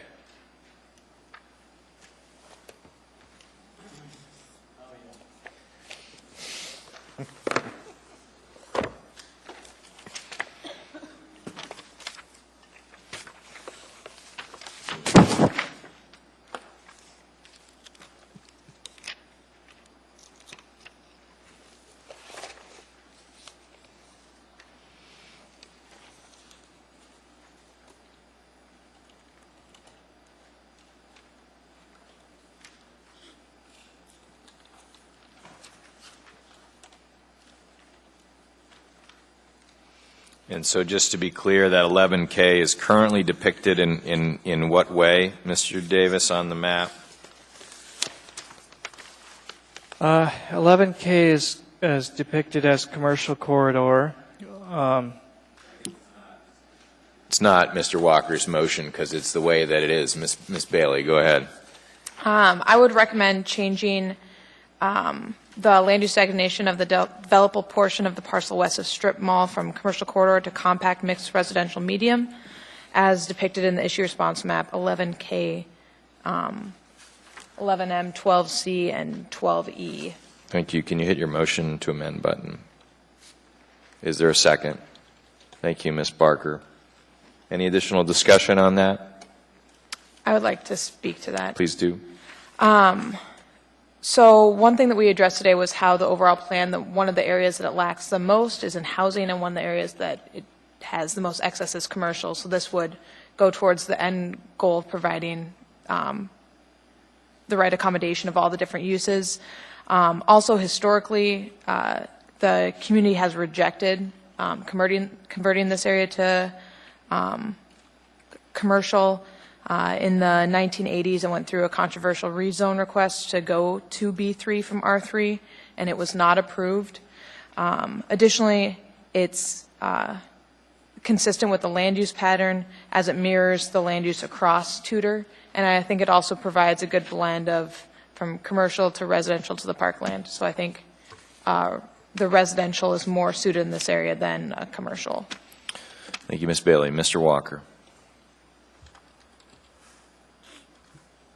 Well, I agree that it might achieve some of those goals in preserving available land for housing. I still feel that this is one of very, very few available parcels left in the UMed that could be developed with maybe some sort of mixed use. And I don't see pure housing being feasible on this site. So I'd like to propose something, a middle ground, but I think I'll save us all the time and just let you guys have this one. So we got can we go one? Can you amend? No, you can't get out on Tudor. You can't get out on Tudor. You can offer one other amendment to the main motion if you want to go there. I think I'd be okay. Cutting the heart out of the watermelon. That's fine, Mr. Strike, and then I'd like to move on. I was going to concur because, I'm familiar with the area as well, and it was an infill from a wetlands area that was done back in the 80s, and that created a lot of the controversy back then. And this parking lot wasn't built properly at the time, or it wasn't a parking lot, it was an infill area that he brought in a significant amount of fill. But that corridor of Tudor, and you got Tudor and Lake Otis here, this is probably, from outside of the Seward Highway, probably the busiest intersection in the city. And getting out on Tudor, if you look down here on 12C, we have the same issues when we were looking at the DEA issue on that site of the traffic flow going in and out. You move up closer to Lake Otis, you're not getting out. From a residential standpoint, it's very difficult, and the opening they have there now is a right turn only onto west, going west on Tudor for a reason. Those housing that are down on the further end, Needles Drive, I'm familiar, I grew up in that area, they struggle to get out. Okay, thank you, Mr. Strike. Mr. Walker, and then we're gonna make a decision on this one. Look, I couldn't agree more. I think that intersection is still a problem despite all the work that has been done to it. But I guess what I'm thinking is that a mixed use would, instead of dumping, 200 households onto that road at 8 a.m. and then sucking them all back in at 5 p.m. when it's the biggest problem, by diversifying the development there, you could probably help to eliminate some of the problems. But so if I was going to amend it, if I was going to attempt to amend this thing, I'd be asking us to try to split the difference somewhere. And, I don't know, again, I would need to look at these definitions or ask staff to recommend something that's, let's split the baby is what I would recommend, so. Well, you've only had since March 13th to be thinking about it, so you need a little more time. I would love it if someone were to call the question on this one. In fact, I will do that. Please vote on the motion, Ms. Bailey's motion.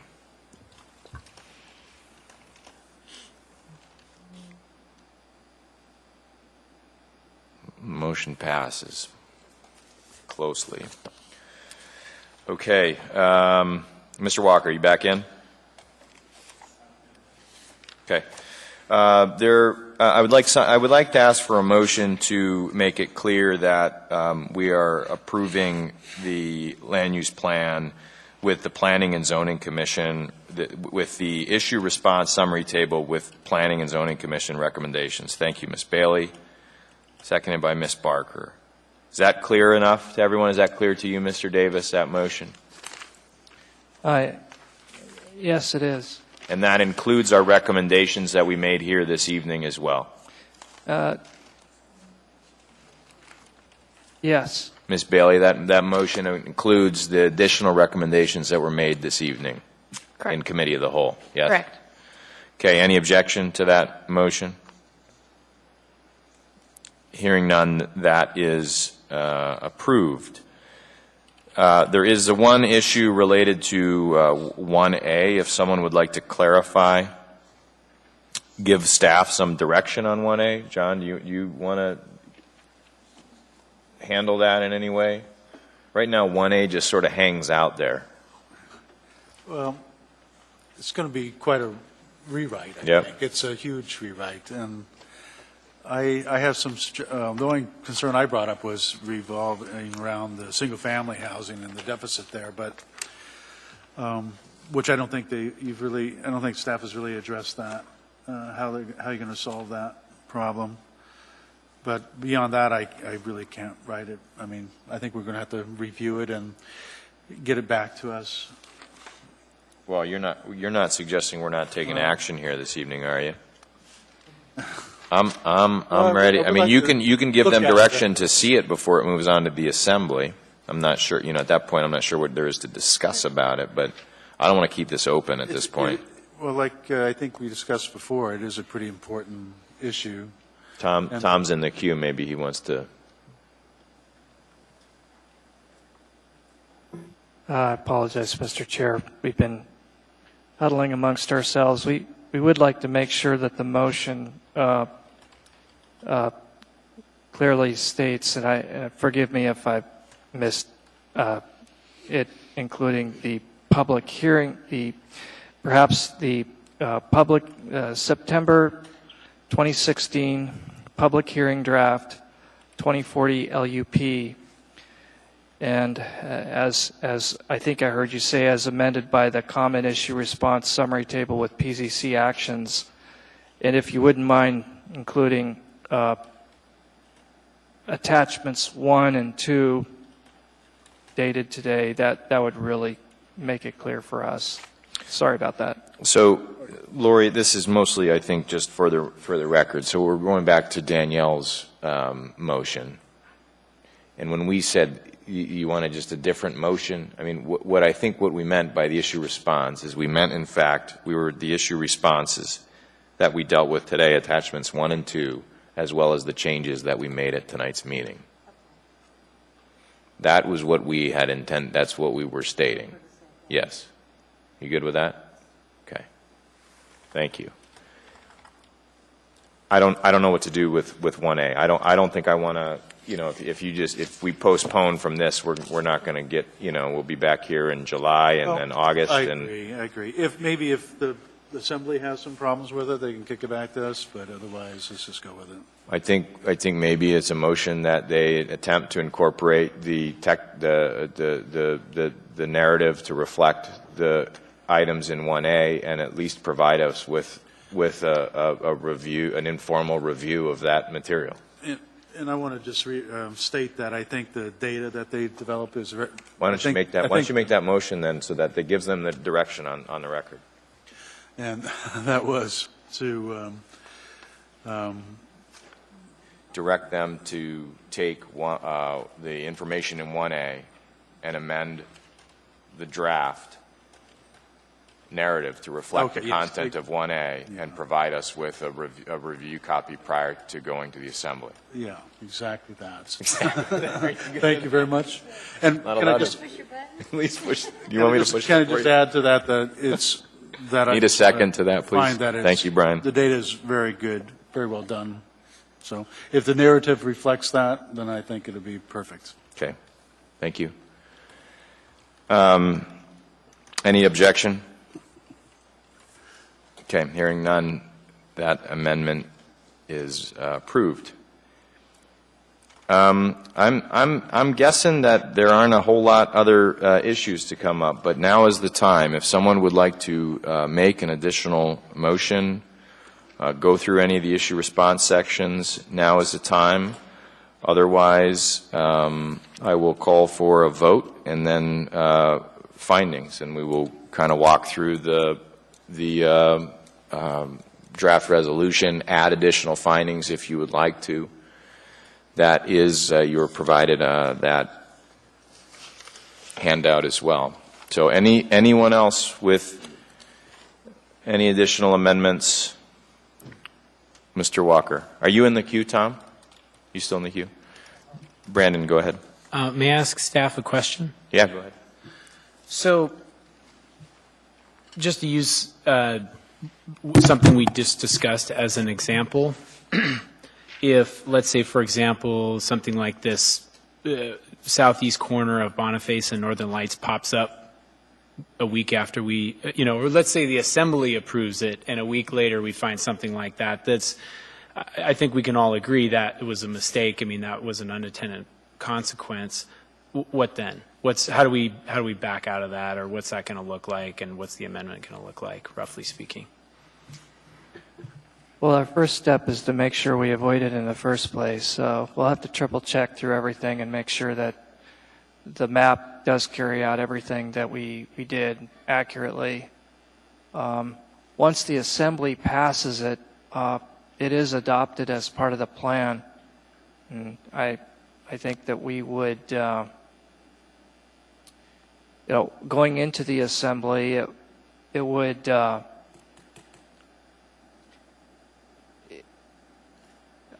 I think going into the assembly review, the issue response table would still be the authoritative document. The issue response table would be the authoritative document. But once the assembly adopts the map as it appears, I think that it's possible that it would just be the adopted map, and the recourse would be to amend the map if there's a mistake on it. Okay, and I was speaking particularly to something that we hadn't identified yet, if something unintended that we haven't seen already. So, but thank you, that makes sense. If I could just add, for some clarity, staff has created a matrix of every issue item with every PZC action we'll add tonight's actions, which will guide us to making the final document that goes to the assembly. So I'm pretty sure we're not going to miss very much by that point. Thanks, guys. We expect you to hold on to the hard copy, too, for a while. Put it in your vault. Do you have any space in your garage? All right, at this point, I would like to ask that we vote on the motion to approve the 2016 land use plan map hearing draft as amended here this evening. Not on the resolution. We're going to discuss the resolution and findings after we vote. Normally I ask for findings up front. I'm going to do it differently here. So let's... oh,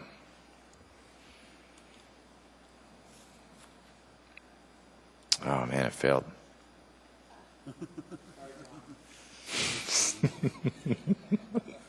Let's do another 6 months. Let's do another 6 months of review.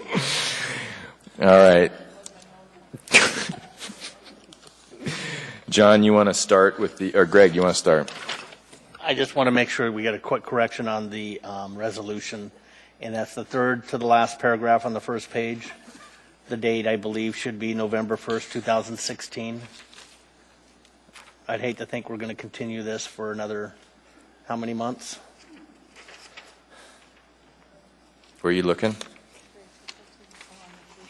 Oh. We will get that fixed for you. Thank you. Thank you. I'm going to go, John, I know you had some additional findings, and maybe you could speak to whether the staff's findings 1 through 5 are you find consistent with us as well.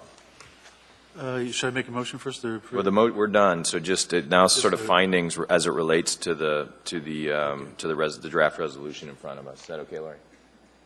You've been hanging in there good. Yeah, I think the first 5 are perfectly fine, and I just want to add a couple more. And I think we left out some type of statement regarding the public input and the public process.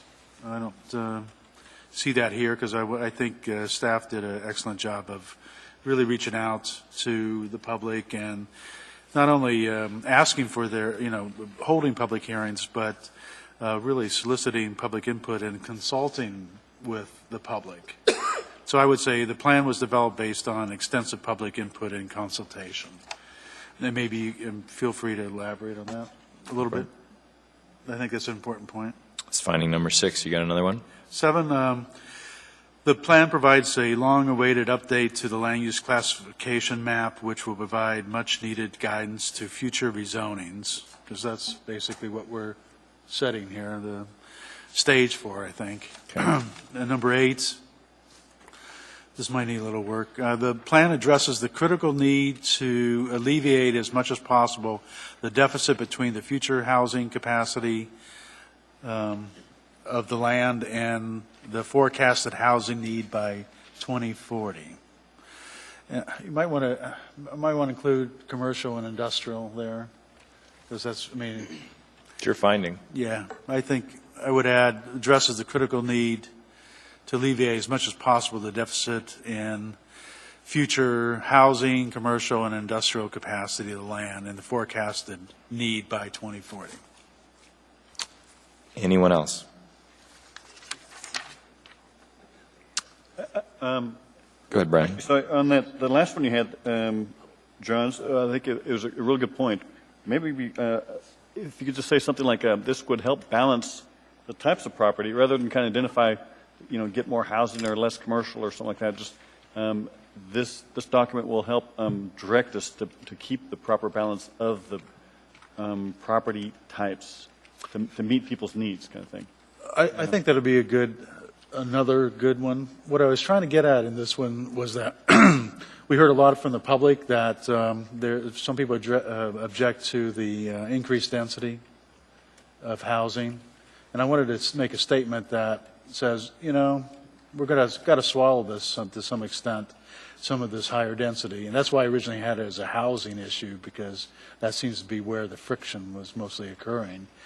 And so I wanted to state that they've done a good job of balancing the need for increased housing through increased density with the existing lack of land supply.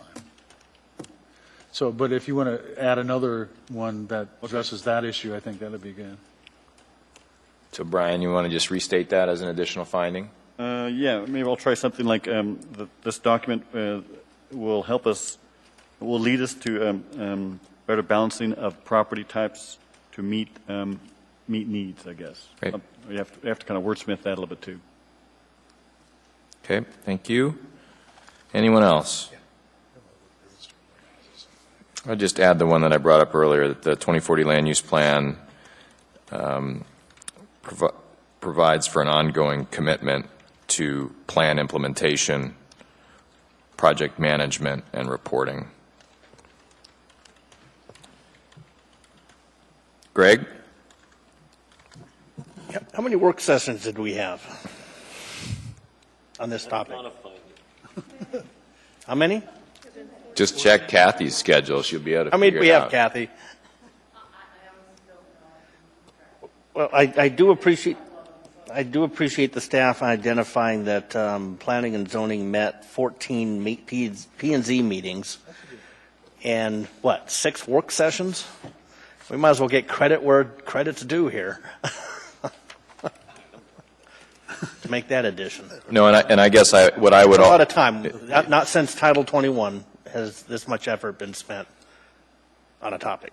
Yeah, and this doesn't have to be a finding, but I thought the way in which the matrix was provided and that we were walked through for ease was helpful. Maybe it was, if anything, it was thorough. And I think that was helpful, and it was also very helpful and I think necessary to have the commitment to do the GIS work as we went along. I don't think you can do that without that, and I know that it's a struggle for you all to make sure that you actually have access to those resources, and it was very important. So with that, I believe we are DONE. Good job. Motion to adjourn by Mr. Walker, seconded by Mr. Strike. Any objection? Meeting is adjourned.